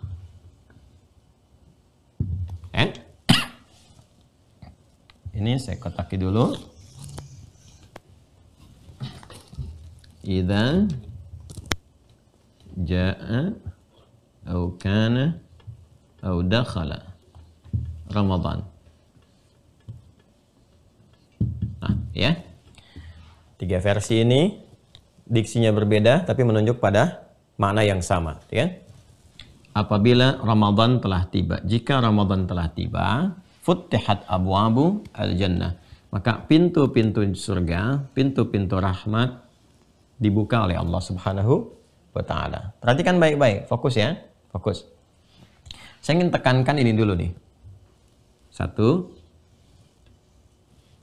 baru kemudian ke sini 2, baru ke sini 3. Jadi bagian pertama pun ada sub 3 pembahasan lagi ya. Subtopik lagi 3 pembahasan. 1 ini, 2 ini, 3 ini. Jika Ramadan telah tiba, bagian pertamanya, pintu-pintu surga dibuka. Diksi yang disampaikan kepada kita melalui Sahih Muslim ini untuk menunjuk pintu-pintu surganya, ya, kata surga ini diwakili juga dengan kata rahmat. Untuk memberikan kesan kepada kita bahwa surga itu dianugerahkan oleh Allah kepada kita melalui rahmat Allah Subhanahu wa taala. Seperti yang pernah saya uraikan, ya. Jadi kalau kita buat persamaan begini. Ini rahmat sama dengan surga. Kan? Jadi orang hamba yang taat, yang beriman, beramal saleh, berpotensi masuk surga dengan mendapatkan rahmat Allah Subhanahu wa taala. Jadi masuk surga itu karena apa? Karena rahmat Allah Subhanahu wa taala. Sehingga seringkali surga itu juga disebut dengan rahmat untuk memberikan kesan syukur kita kepada Allah Subhanahu wa taala atas rahmat yang dianugerahkan. Sekaligus memberikan penegas, awas ya, kesan yang menegaskan supaya kita bersemangat untuk mendapatkan rahmat. Karena kunci masuk surga itu lewat rahmat Allah. Sekarang kunci mendapatkan rahmat dari mana? Dari amal saleh. Amal saleh. Nah, jadi di sini muncullah persamaan. Persamaannya begini. Amal saleh sama dengan rahmat sama dengan surga. Ya kan? Kalau kita bikin persamaan matematika, A sama dengan B sama dengan C. Ya kan? Maka kalau sudah A sama dengan B sama dengan C, kita bisa bikin persamaan begini kan? A sama dengan C. Ya, seperti B sama dengan C, seperti A sama dengan C. Insya Allah paham ya? Insya Allah paham ya? Jadi kan amal soleh sama dengan rahmat sama dengan surga. Kalau amal soleh itu A, rahmat B, surga C, berarti A sama dengan B, A sama dengan C, B sama dengan A, B sama dengan C. Ya kan? Kalau kita kembalikan ke atas, rahmat sama dengan surga, B sama dengan C. Untuk mendapatkan surga harus dapat rahmat Allah. Jelas ya? A sama dengan C. Karena untuk mendapatkan rahmat harus dengan amal soleh. Maka bisa juga kita katakan untuk mendapatkan surga harus melalui amal soleh. Karena nggak mungkin ke surga tanpa amal soleh. Ya, nggak mungkin ke surga tanpa amal soleh. Karena syarat mendapatkan rahmat lewat amal soleh. Makanya bisa dikatakan untuk mendapatkan surga harus lewat amal soleh. Dengan amal soleh dapat rahmat, dengan rahmat masuk surga. Karena itu kalau disebutkan surga dengan nama rahmat, selain menunjukkan bentuk syukur kepada Allah karena diberikan rahmat, juga menegaskan kepada kita buru rahmat ini dengan cara memperbanyak amal soleh. Ini maksudnya. Karena itu di Al-Quran itu lebih banyak ditampilkan sandingan surga dengan amal solehnya, karena ini inti untuk mendapatkan rahmat. Jelas ya? Ya, ini inti untuk mendapatkan rahmat. Kadang-kadang Allah kasih pembuka dulu rahmatnya lewat iman. Tinggal nanti dengan iman itu memupuk amal soleh. Itu yang dimaksud Quran surah ke-2 Al-Baqarah ayat 25. Ini kalimat surga pertama dalam Al-Quran. Wa basyiril ladzina amanu. Ya Muhammad SAW, berikan kabar gembira dan viralkan ini kepada seluruh umatmu, kepada seluruh hamba-hambaku. Ya, berikan kabar gembira kepada semua orang tanpa kecuali. Pakai alladzina. Ya, wa basyiril ladzina disebutkan 1080 kali dalam Al-Quran. Baik besar, kecil, tua, muda, laki-laki, perempuan dan sebagainya. Ya, tanpa kecuali. Jadi surga itu Allah bentangkan untuk semua hamba. Peluangnya tanpa kecuali. Ya. Nah, hamba itu tinggal pilihannya mau nggak ke situ, mau ngambil nggak? Kalau mau ngambil, maka buka dengan kuncinya, masuk ke situ. Bagaimana caranya? Amanu, satu dengan iman dulu. Ya. Iman ini kunci untuk amal soleh. Jadi amal bisa soleh kalau ada iman. Nah ini makanya kalau kita bikin persamaan lagi, di sini ada persamaan lagi, iman sama dengan amal soleh, ya kan? Akidah sama dengan amal, gitu kan? Sama dengan syariat. Maka wabasyiril ladzina amanu wa amilus shalihat, dan mengkreasikan iman itu kepada amal soleh. Jadi kalau Anda bertanya di sini, bagaimana cara masuk surga? Dapatnya lewat rahmat Allah. Bagaimana dapat rahmat? Lewat amal soleh. Bagaimana amal bisa soleh? Lewat iman. Wabasyiril ladzina amanu wa amilus salihati anna lahum jannatin tajri min tahtihal anhar. Sungguh orang-orang yang mampu beriman dan mengkreasikan dengan imannya semua amal, semua pekerjaan menjadi saleh, maka dia berpeluang mendapat rahmat Allah, dan berdasar amalnya ini disiapkanlah ragam-ragam surga yang membentang segala jenis keindahannya. Jadi di sini sudah diberikan sinyal, isyarat dalam Al-Quran. Surga itu ada ragamnya, bukan satu bagian saja. Ya, ada ragamnya. Dan ayat ini memberikan kesan ragamnya akan bergantung amal solehnya. Ini. Jadi kalau kita ingin kembalikan ke sini secara detail, teman-teman sekalian, kalau ingin mendapatkan surga, maka raih rahmat Allah. Kalau ingin mendapatkan rahmat Allah, lewat amal soleh. Kalau ingin amal jadi soleh, amal itu perbuatan. Semua pekerjaan yang kita lakukan, ya dari bangun tidur sampai tidur lagi, bahkan tidur itu sendiri bagian dari pekerjaan kita, dari ujung kepala sampai ujung kaki itu kan bekerja, beraktivitas, berperilaku. Bagaimana semua perilaku itu menjadi soleh? Ketika dibimbing oleh iman. Karena itu kalau sudah beriman, harusnya otomatis beramal soleh. Soleh itu kebaikan yang disukai oleh Allah. Makanya lihat dalam Al-Quran petunjuknya, lihat dalam hadis, seperti apa yang baik yang disukai Allah, tuh nyambung semua. Nyambung semua. Misal ini pikiran kan bekerja, berpikir. Seperti apa berpikir yang disukai Allah? Ya, makanya turun ayat-ayat nanti, wa yatafakkaruna fi khalqis samawati wal ard afala yatadabbaruna al-Qur'an. Ini cara berpikir yang Allah senangi. Riset, menunjukkan kepada maslahat yang benar, yang baik, ya kan? Kemudian apalagi ya, menjauhi prasangka yang buruk, ya. Ya, kemudian tidak digunakan berpikir untuk merancang kejahatan. Pikirkan yang maslahat, yang baik-baik. Itu yang Allah senangi. Ketika pikiran digunakan pada yang baik-baik, karena dibimbing oleh imannya, jadi soleh tuh. Lisan dibimbing oleh iman, berkata yang baik-baik, tidak saling mencela, la yasraqu minkum, la yaghtab ba'dukum ba'dha, kan? Tidak gibah, dan seterusnya. Ya terus, itu kalau ditata oleh iman jadi soleh, lisan soleh.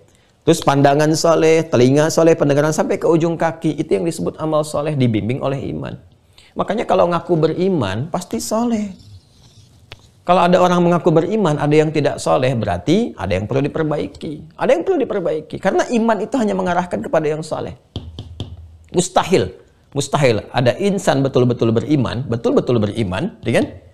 Amalnya tidak soleh, itu mustahil. Karena itu dicek level imannya ada di mana. Bagaimana cara menguatkan iman? Nyambung lagi, ada caranya lagi. Makanya pelajari kurikulum Mira dari awal sampai akhir. Bab iman aja 62 video. Bahas itu. Nanti ada level. Minimal kan 3 level. Ya, keripik aja ada level pedasnya. Ini ada level iman, ada level nikmatnya. Sampai puncaknya halawatul iman. Makanya nanti ada level amanah yang dasar zamannya amanu. Ya ayyuhalladzina amanu. Ya, itu dasar pokok. Nanti naik ke yu'minun alladzina yu'minuna bil ghaib, ya yu'minu. Nanti ujungnya al-mu'min, zamannya al-mu'minun. Ya, kalau sudah al-mu'minun, wah itu level tinggi. Makanya al-mu'minun tuh salatnya khusyuk. Ya, yang difikirin kalau nyari harta bagaimana zakat. Kalau bicara dipikirkan supaya yang bermanfaat semua. Maka muncul sifatnya di surah Al-Mu'minun. Ya, qad aflahal mu'minun. Apa perilaku dan latihannya? Alladzina hum fi salatihim khashi'un. Salatnya khusyuk. Walladzina hum 'anil lagwi mu'ridun. Yang enggak bermanfaat ditinggalkan. Walladzina hum lizakati fa'ilun. Kan? Zakatnya dilakukan. Artinya apa? Orientasi pencarian hartanya memang untuk zakat, untuk infak, untuk amal. Gimana bisa zakat kalau nggak ada hartanya? Jadi orientasi bekerjanya memang untuk beramal soleh. Coba, udah sampai situ belum? Nyari hartanya apakah untuk kesenangan dunia saja atau memang untuk ibadah? Kalau orientasinya surga, untuk ibadah. Nggak dilarang kaya. Kalau perlu kaya banget atau kebangetan kayanya silahkan. Tapi orientasi mengelola harta itu untuk apa? Makanya kata Nabi itu viral kalimat Nabi itu, Masya Allah. Itu kan? Ya itu bagi Nabi dianggap kaya itu biasa. Kata Nabi bagi umatku itu. Jadi kaya itu biasa aja gitu. Ya, jadi Anda sekaya apapun tuh di Islam dianggap biasa. Biasa aja, kita nggak aneh dengan kekayaan. Karena itu nggak perlu dipamerkan, karena dianggap biasa. Yang nggak biasa baru di-share. Kalau dianggap biasa ngapain dipamerkan? Ya, jadi dianggap biasa. Ya, yang dikhawatirkan Nabi itu adalah umat yang tidak mampu mengelola kekayaan dengan baik. Sehingga alih-alih menjadi prestasi, justru menjadi beban bagi dia. Ini yang bahaya. Nah ini teman-teman sekalian, makanya ini warisannya surga Firdaus. Alladzina yarithunal firdausa. Kan hum fiha khalidun, dan mereka kekal di dalamnya. Balik ke sini ya. Balik ke sini. Jadi ini disebutkan kadang rahmat, kadang-kadang apa? Jannah. Jadi kalau ada konteks rahmat kaitannya dengan surga, yang dimaksudkan ini. Detailnya. Ini yang mahal ya, teman-teman. Ini yang mahal nih. Ya, kalau Anda hanya membahas turunan rahmat seperti yang tadi saya sampaikan di fikih masjid, kadang-kadang solusi dari persoalan, kadang-kadang ampunan dari dosa, tapi yang dimaksud di sini terkait dengan surga saja. Jadi kalau ada orang ingin mendapatkan surga lewat rahmat Allah, maka kreasikan amal saleh. Kuncinya adalah iman, dan iman menggerakkan kepada amal saleh. Sekarang kalau saya tanya kepada diri saya, kepada Anda, kepada kita semua, beriman nggak? Terus Anda katakan, ya saya beriman. Kalau sudah seperti itu berarti Anda komitmen untuk mengkreasikan semua perbuatan jadi saleh. Tinggal dimulai dari sekarang. Yang kurang kemarin kita perbaiki, tinggal cek ada di level mana di antara ini. Terus naikkan sampai level yang terakhir, sampai mendapatkan tanda di hadis Nabi namanya halawatul iman. Halawatul iman, manisnya iman.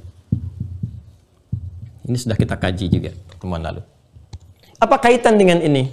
Nah, surga ini, dan semoga Allah perkenankan kita mendapatinya ya dengan cara-cara dan anugerah yang terbaiknya. Ya itu ada pintu-pintunya. Abwab. Abwab itu jamak dari kata bab. Bab. Jamaknya abwab. Kalau jamak berarti banyak. Bukan cuma satu. Nah, bagaimana mengetahui kalau banyak? Ditanya berapa? Kan? Ya. Banyak pintu surga berapa? Supaya kita bisa dapatkan dari pintu-pintu itu jadi kurikulum kehidupan yang konsisten, kita ke situ saja jalurnya. Begitu cara nariknya. Ya. Cara nariknya seperti itu. Maka kita lacak untuk menerangkan ini kepada kita berapa yang paling berhak menyampaikan adalah Rasulullah. Karena Rasulullah yang ditugaskan Allah menyampaikan pada kita. Maka kita cek dalam hadis. Ya, ada di Al-Bukhari. Di Al-Bukhari kita temukan misalnya riwayat Sahal bin Sa'ad di nomor hadis 3254. Ya. Fil jannati, langsung saja saya sampaikan untuk mempercepat ya, karena waktunya kita sangat padat sekali. Nanti untuk yang Mira ya di admin teman-teman, setiap hadis yang saya sampaikan tolong diberi catatan. Nanti kitabnya saya bukakan, nanti langsung di scan, tampilkan supaya teman-teman nanti mendapatkan turunan referensinya. Jadi langsung dapat nih ini hadisnya ini, tahu di kitabnya gini urutan begini ya. Insya Allah. Jadi nggak usah khawatir Anda kalau mencatat, nanti saya sambungkan supaya kita cepat ya. Kalau saya nengok ke sini itu ke admin ya. Kalau ke sini ke teman-teman semua. Ini ada admin bagian khusus mencatat apa yang saya sampaikan. Ada yang merekam dan ada juga yang beberapa yang lain yang mengkreasikan sesuai dengan tugas masing-masing. Fil jannati thamaniyatu abwab.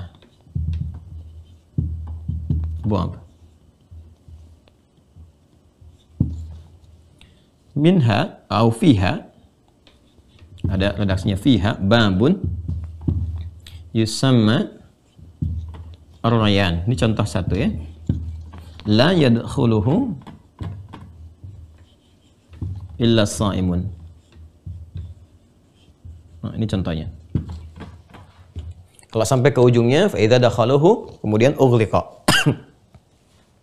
Fil jannati thamaniyatu abwab. Di surga itu ada 8 pintu.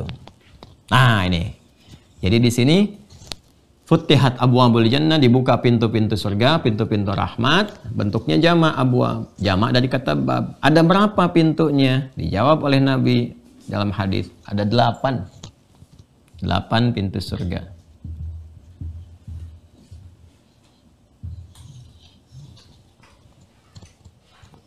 Awas ya.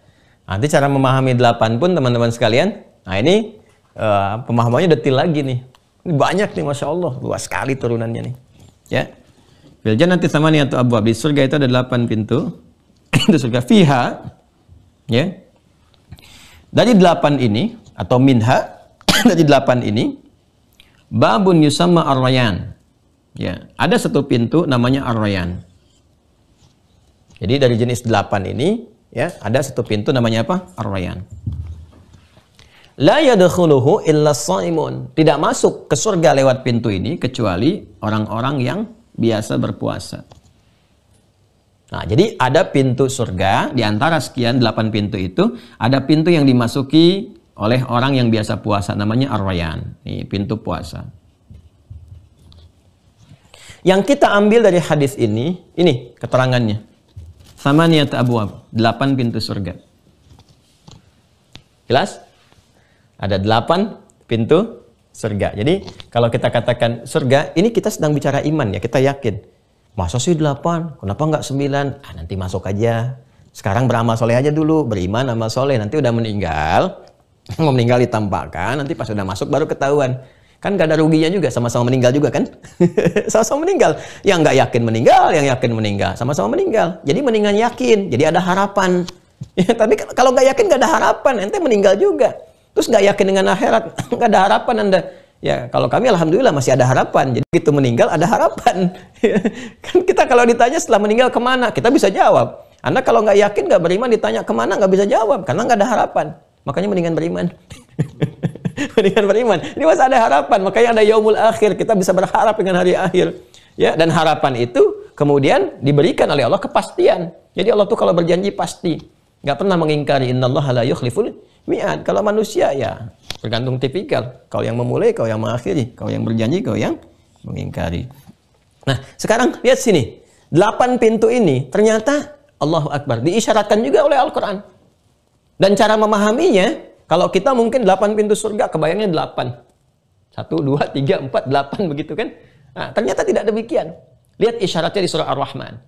Makanya di antara surah paling favorit, semua surah itu favorit. Bagi penghafal Quran semua favorit. Ya. Tapi terkadang ada di antara kita yang ingin mengambil kesan tertentu ya. Nah, di antara yang berkesan kan Ar-Rahman. Ar-Rahman. Ya, saking berkesannya kadang-kadang jadikan syarat dalam pernikahan. Bagi calonnya bacain Ar-Rahman. Nah, di antara yang menarik di surah Ar-Rahman ini teman-teman sekalian, itu ketika menjelaskan surga. Waliman khafa maqama rabbih jannatan.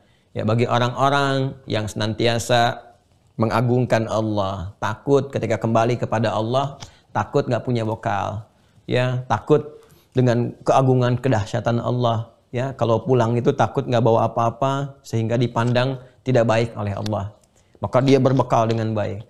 Ya, makanya kan Anda, ya, laisa kamitslihi syai', nggak ada yang serupa dengan Allah. Anda ketemu pejabat tinggi aja pimpinan Anda, kan takut kalau berpakaian nggak baik, tiba-tiba dicela kan?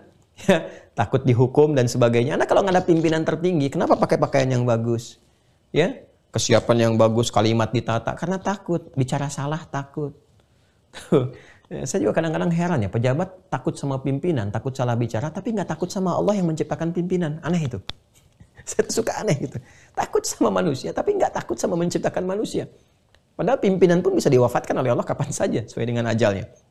Ya, jadi kalau ke manusia aja menghadap takut, ya kalau pakaian nggak bagus dan sebagainya, maka menghadap kepada Allah mesti takut. Kalau pulang, pakaian takwanya itu lusuh. Walibasut taqwa dzalika khair, demikian kan di surat Al-A'raf itu. Kalau pakaian takwanya lusuh, nggak tampil indah, nggak berhias yang baik, takut karena salah bicara, banyak salahnya saat pulang. Makanya tata dari sekarang. Nah, waliman khafa maqama rabbih, bagi orang yang memang takut ketika pulang nggak bawa bekal, ketika pulang tampilan lusuh, disiapkan dia dengan baik, takut akan keagungan Allah, jadi dia siap-siap dengan baik untuk menghadap Allah Subhanahu wa taala. Jannatan, dia berpotensi mendapatkan pilihan di antara dua surga. Lalu dua ini dijelaskan oleh Allah. Ya, dari mulai fabi ayyi ala'i rabbikuma tukadzibannya dulu. Nah, menariknya fabi ayyi ala'i rabbikuma tukadziban yang disebutkan 31 kali di surah Ar-Rahman. Saat memasuki ayat tentang surga, ini kan ayat 46 kan, waliman khafa maqama rabbih jannatan, itu ayat 46. Silahkan dicek ya. Lalu fabi ayyi ala'i rabbikuma tukadzibannya itu dimulai di ayat 47-nya. Ya. Silahkan cek ya teman-teman sekalian, ini keindahan Al-Qur'an nih. Ya. Fabi ayyi ala'i rabbikuma tukadziban. Ya. Silakan cek, betul enggak ayat 47? Fabi ayyi ala'i rabbikuma tukadziban. Itu ayat 47. Silakan cek mushafnya ya. Teman-teman ya. Waliman khafa maqama rabbih jannatan, itu ayat 46 ketika menyebutkan surga, jannatan. Kan? Waliman khafa maqama rabbih jannatan. Bagi orang yang mempersiapkan diri karena takut ketemu Allah, nggak siap bekal, tampilan lusuh, dia siap-siap, kan?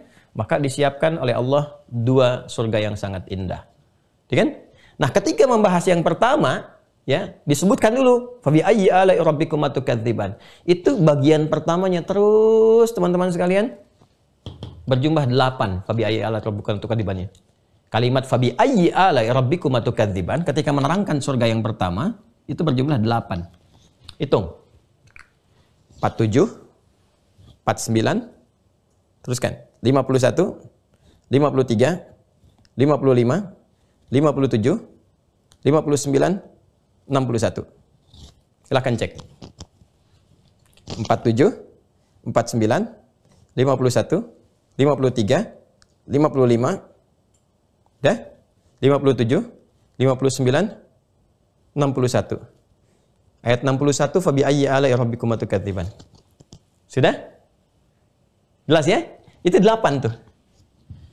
Ketika masuk 62, wa min dunihi ma jannatan, surga yang keduanya. Selain yang itu, ada lagi disiapkan surga yang lain lagi. Kan? Ya? Dan itu ketika 62, ya, wa min dunihi ma jannatan, surga yang keduanya, dua surga lagi selain itu nanti fabi ayyi ala'i rabbikuma tukadziban lagi dari ayat 63. Sampai berapa? Sampai 77. Jumlahnya 8 lagi. 63, 65, 67, 69, 71, 73, 75, 77. Enggak percaya silahkan cek. Sampai 2 ayat terakhir fabi ayyi ala'i rabbikuma tukadziban. 8 lagi. Ya. Jadi yang ini 8, yang ini 8. Jadi ternyata ketika masuk surga itu ada level-levelnya. Di setiap level surga 8 pintu lagi. Allahu Akbar. 8 pintu. Dan kalau ngaji lebih detail, buka hadis lagi, lebih detail lagi. Ntar kita scanin hadisnya supaya tahu betul ya. Itu jaraknya ya. Inna misra'aini min masari'il jannati, antara jarak itu ya, antara satu pintunya aja, pintu dari pintu ke pintu lagi ke surga yang lainnya. Ini kan 8 pintu nih. Jarak satu pintu, 1, 2, 3, 4 terus sampai 8. Ini jarak pintu ini ke yang kedua ini, masafata arba'ina sanatan. Itu jaraknya seluas, sepanjang, lebarnya itu 40 tahun. Masa sih? Iman. Iman. Nanti saat ke sana. Nah, ini yang dimaksudkan Quran surah ke-3 Ali Imran ayat 133. Makanya hafalin Qurannya, enak kalau hafal Quran tuh. Wasari'u ila maghfiratin min rabbikum wa jannatin arduha as-samawati wal ardu 'iddatil muttaqin. Ya, ayo bergegas istighfar, perbaiki cara berkehidupan, beriman yang betul, taubat sama Allah, dan berharaplah bisa masuk surga. Yang satu surganya disiapkan seluas langit dan bumi, luasnya seluas langit dan bumi. Wajar pintunya selebar 40 tahun jaraknya. Ya. Kalau mau dihitung bisa kok, kalau mau dihitung bisa sampai ketemu misalnya hitungan-hitungannya. Kan seharinya 1000 tahun. Ya, yang di surah As-Sajdah itu, yudabbirul amra minas sama'i ilal ardi tsumma yarju ilaihi fi yaumin kana miqdaruhu alf sanati bimma ta'udun. Ya tinggal Anda ukur aja. Kalau mau diukuran dibawa ke akhirat itu kan, dikontekskan ke dunia, tinggal diukur aja perbandingan itu. Ya. Karena kan dimensinya berbeda. Kalau dibawa ke seperti dunia, nah seperti 40 tahun ukuran dunianya. Kalau di akhiratnya kecil. Ya ini kalau 40 per 1000 kan kita bisa turunkan aja. Kan satu harinya 1000 tahun di akhiratnya. Tinggal dibagi aja 40 per 1000. Itu ukuran akhirat, disebutnya kecil. Tapi kalau ditarik ke dunia, 40 tahun seluas langit dan bumi. Itu ya. Nggak percaya, iman. Nanti saat kesana baru. Yang penting kita masih punya harapan. Insya Allah. Nah ini teman-teman, detail sekali. Ya, jadi Masya Allah, cari di referensi manapun. Ada nggak yang nerangin tentang surga? Berapa pintunya? Berapa lebar pintunya? Jaraknya berapa? Ada suasana apa di dalamnya? Seperti apa masuknya? Gimana menyiapkannya? Nggak mungkin ada yang bisa menerangkan itu sedetil apapun. Nggak mungkin. Serinci sejelas-jelasnya, kecuali yang menciptakannya. Ya, yang mencipta, yang membuat sesuatu bisa nerangkan dengan detil. Nah, jadi kalau mau gampangnya, kalau ingin cari keterangan yang menunjukkan bahwa pencipta yang benar, cari kitab yang menerangkan tentang semua itu dengan rinci. Dan ternyata ditemukannya di mana? Di Al-Quran, di hadis. Makanya pembahasan ini harusnya meyakinkan kita tentang kebenaran Islam. Kenapa? Karena semua referensi yang disampaikan benar adanya dan cuma ada di sini. Ini menunjukkan bahwa yang berfirman Al-Quran itu benar. Siapa? Allah. Ini pencipta yang sesungguhnya. Ya. Boleh jadi kita dapatkan di tempat lain keterangan, misalnya di buku lain, ini surga ini begini. Coba cek detil nggak? Ada nggak yang kayak gini? Ya kan? Dan seterusnya. Nah, ini gambarannya. Jadi kalau disebutkan abwabul jannah, itu jamak dari kata bab. Ini jumlahnya berapa tadi? 8. 8 itu memahaminya bukan 1, 2, 3, 4 sampai dengan 8. Tapi setiap level surga. Ini ada level lagi. Setiap level surga nanti ada 8 pintu. Ya kan? Nah, sekarang teman-teman sekalian, untuk menutupnya ya, untuk menutupnya, perhatikan baik-baik. Setiap pintu ini ternyata gambaran di dunianya itu diikat dengan ini, dengan ragam amal solehnya. Ya, ini hadis juga. Dan hadis ini terkait dengan peristiwa sahabat Abu Bakar radhiyallahu taala anhu, Abu Bakar As-Siddiq radhiyallahu taala anhu. Riwayatnya disampaikan oleh sahabat Abu Hurairah. Ya. Nabi sallallahu alaihi wasallam menyampaikan, teman-teman sekalian, satu informasi bahwa nanti saat kita masuk ke surga, kan Nabi pernah dalam peristiwa Isra Mi'raj. Makanya ngaji yang betul saat Isra Mi'raj itu, nyambungnya ke sini. Ya, jangan kita formalitas diinfokan begini begitu, tapi detilkan oleh kita. Nabi kan melihat, ditampakkan di penduduk surga, ini yang penduduk neraka dan sebagainya. Makanya ketika turun ke bumi, komen Nabi apa? Mala ainun ra'at wala udhunun sami'at wala khatara ala qalbi bashar. Surga itu nggak sama dengan yang kalian bayangkan. Nggak pernah dilihat siapapun, nggak pernah didengar siapapun infonya. Nggak seperti itu. Kenapa? Karena Nabi diperkenankan oleh Allah ketika menerima perintah sholat itu. Ya, selain bertemu dengan nabi-nabi yang lainnya juga diperlihatkan. Ini suasana yang neraka tuh begini, ini yang surga begini dan sebagainya. Jadi bisa nyampe kepada kita infonya. Ternyata semua pintu-pintu ini itu di dunianya digambarkan lewat ikatan amal soleh. Ya, makanya Nabi menyampaikan ada pintu yang disebut dengan babus sholah, pintu sholat. Ini pun nanti ada spesifik lagi, pintu tahajud. Ya, ada pintu apa lagi? Pintu sedekah. Ya. Ada pintu apa lagi?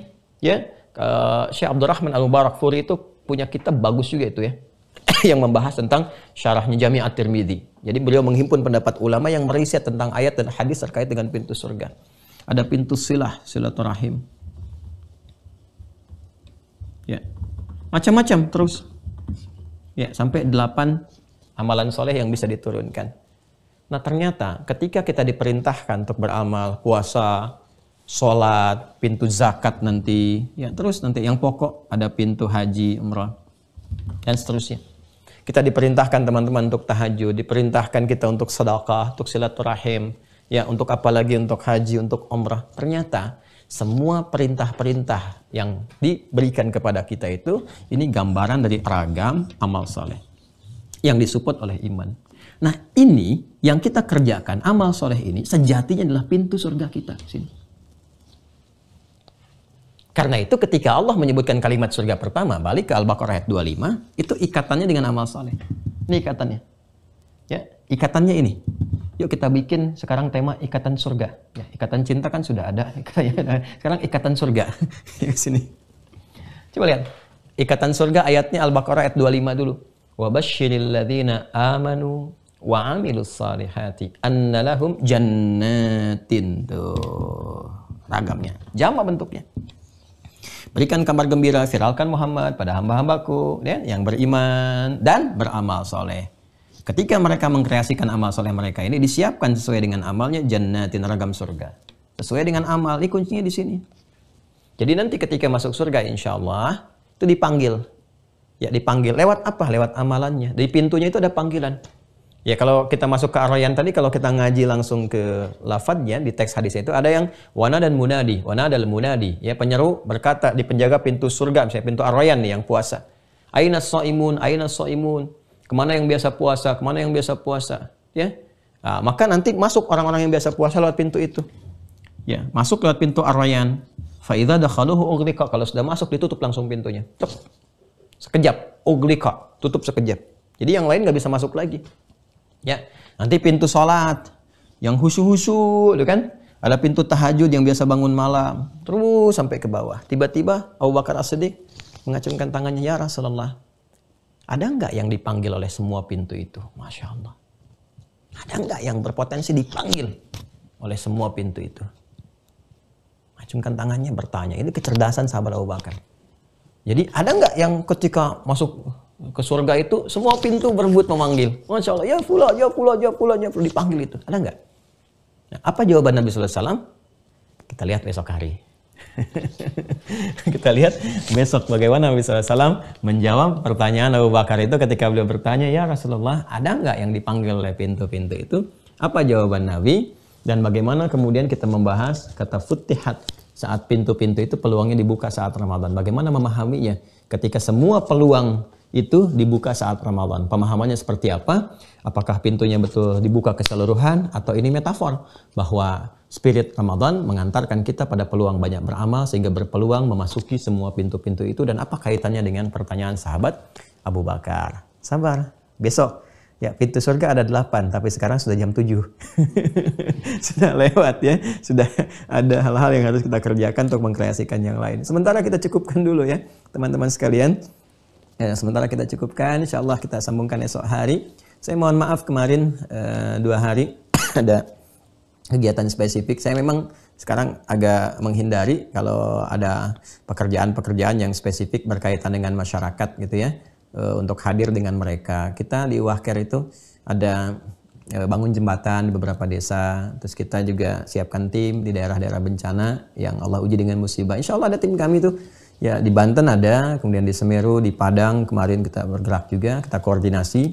Ada yang kita juga ke teman-teman Damkar yang kemarin Milan, kan kurang perhatian juga dari Damkar ya. Semoga jadi dinas tersendiri. Nah kita support ya di beberapa titik yang bisa kita sampaikan. Cuma kita sekarang sudah menghindari kalau yang begitu tidak kita upload dan sebagainya untuk menjaga keikhlasan juga dan menjaga amanah dengan baik. Jadi saya tidak menginginkan ada hal-hal yang bisa mengurangi kualitas amal. Namun mungkin kalau saya sedang pergi dan tidak bisa live ya mungkin ada di situasi itu ya. Ada beberapa bagian yang sedang dikerjakan supaya kadang-kadang amanah dari teman-teman juga saya harus pastikan sampai dan tersalurkan. Tapi di Wahker kita tidak buka donasi dan sebagainya, tidak. Kita hanya teman-teman dan sebagainya kita bergerak ya, sehingga apa yang bisa dirasakan oleh teman-teman yang mungkin tidak merasakan keadaan seperti kita. Tapi kadang haru, Masya Allah teman-teman sekalian. Itu menyambungkan 4 desa. Jembatannya hancur, terputus, begitu disambungkan semua bergerak tuh ya. Jadi kita bisa melihat ibu-ibu, bapak-bapak, anak-anak bawa batu dari sungai, ada yang dipecahin barang-barang gitu kan. Itu kenikmatan tersendiri gitu. Jadi kadang-kadang mesti banyak bersyukur dengan apa yang Allah berikan kepada kita dan mereka pun menikmati gitu. Jadi ya wajar lah Orang yang paham kehidupan itu tidak menuntut banyak, yang penting amal solehnya bisa ada, ya nunggu pulang aja, begitu pulang ya kembali kepada Allah dalam kebaikan. Kadang-kadang kita banyak belajar dari situasi seperti itu, bahwa kadang-kadang ada perasaan baik, tapi ternyata selalu banyak orang lebih baik, ya, dan banyak orang-orang lebih baik itu kadang-kadang yang dipandang oleh orang-orang itu seperti orang-orang biasa saja, atau mungkin status sosialnya ya di bawah kebanyakan orang.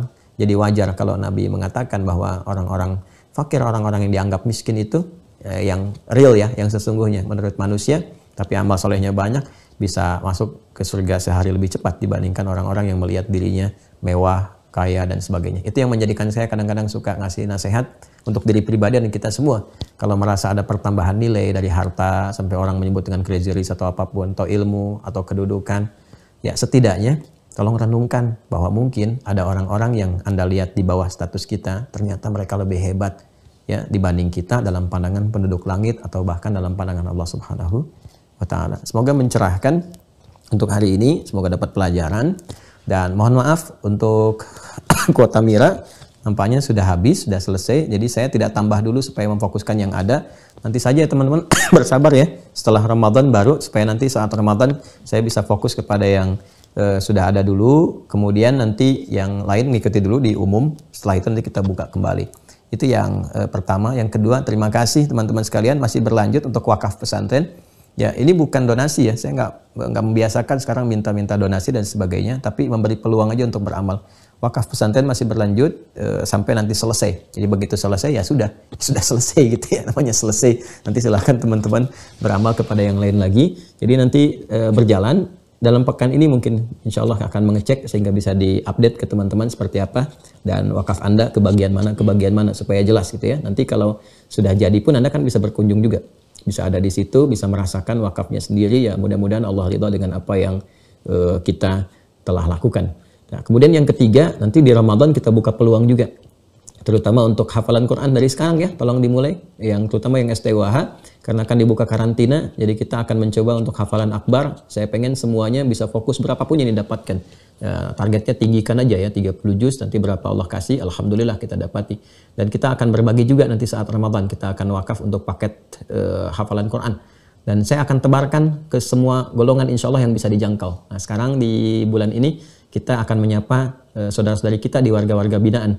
Ya, itu saudara-saudari kita juga kadang-kadang tak terperhatikan. Ya, alhamdulillah kita akan keliling nanti di beberapa warga binaan supaya juga kita bisa supportkan bacaan-bacaan yang baik, ya, pelajaran yang baik, juga peluang menghafal Quran. Masya Allah, ada yang dibina 5 tahun, 10 tahun, ada yang seumur hidup macam-macam, dan alhamdulillah kalau bisa keluar hafal Quran, itu kan jadi lebih baik, bergaul juga, kemudian berkreasi, dan kita pengen semua baik. Karena Allah pun menginginkan hambanya baik. Kenapa kita harus menjadikan seorang itu tervonis dengan keburukan kalau semua orang berpeluang menjadi baik? Saya kira itu yang bisa saya sampaikan. Mohon maaf kalau sampai hari ini ada yang masih kurang berkenan, kata-kata yang kurang baik, pelajaran yang mungkin belum jelas atau terlalu panjang saya uraikan. Itu mungkin kekurangan saya, dari saya pribadi, mohon dimaafkan. Yang baik, yang benar, yang menyentuh kepada jiwa, itu kuasa dan kehendak Allah Subhanahu wa taala, sumbernya dari Allah dan Rasulnya. Semoga lebih mendekatkan diri kita pada Allah Subhanahu wa taala. Demikian, terima kasih. Allahumma taqabbal minna innaka antas sami'ul 'alim wa tub 'alaina innaka antat tawwabur rahim. Rabbana Allahumma ya Allah wafiqna lil amali salih ya arhamar rahimin.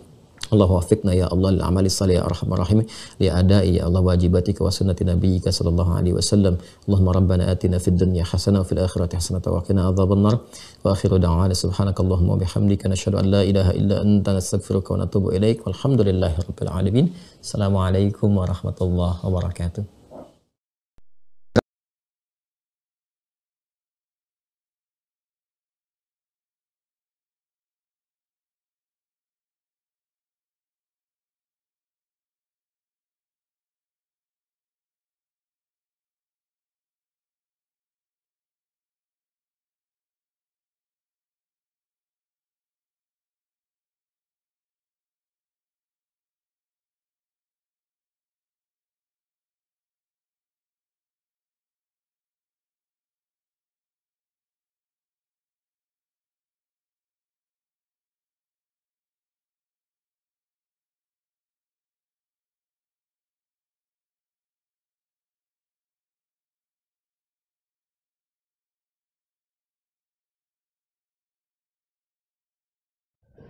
Alhamdulillahirabbil alamin. Jazakumullah khairan katsiran pada guru kita semua, Ustadz Dr. Adi Hidayat LCMA.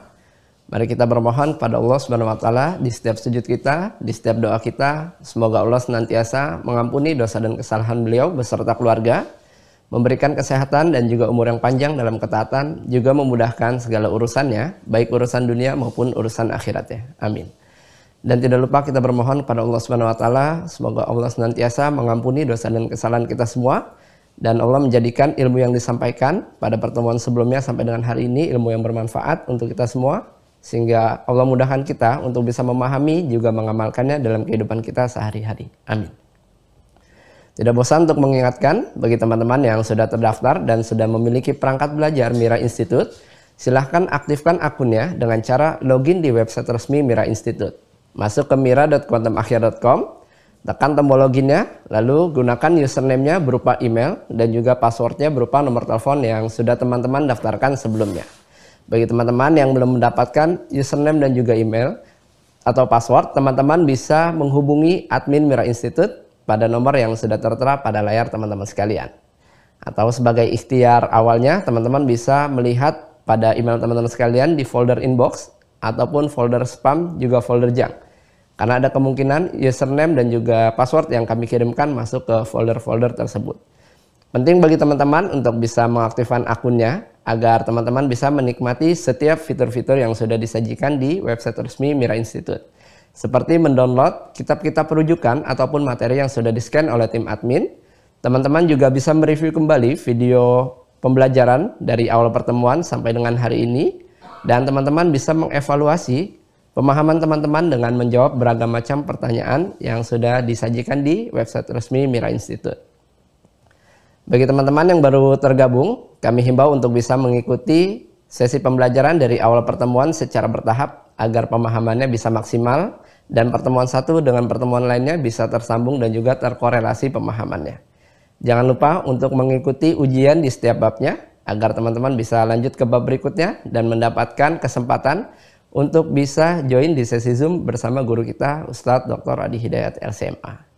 Jangan lupa untuk join di grup resminya Mira Institute yang ada di Facebook dan juga di Telegram, seperti yang sudah tertera pada layar teman-teman sekalian. Penting ya untuk teman-teman bisa tergabung, khususnya di Facebook, agar teman-teman bisa mendapatkan link Zoom untuk sesi kajian di setiap harinya. Ya.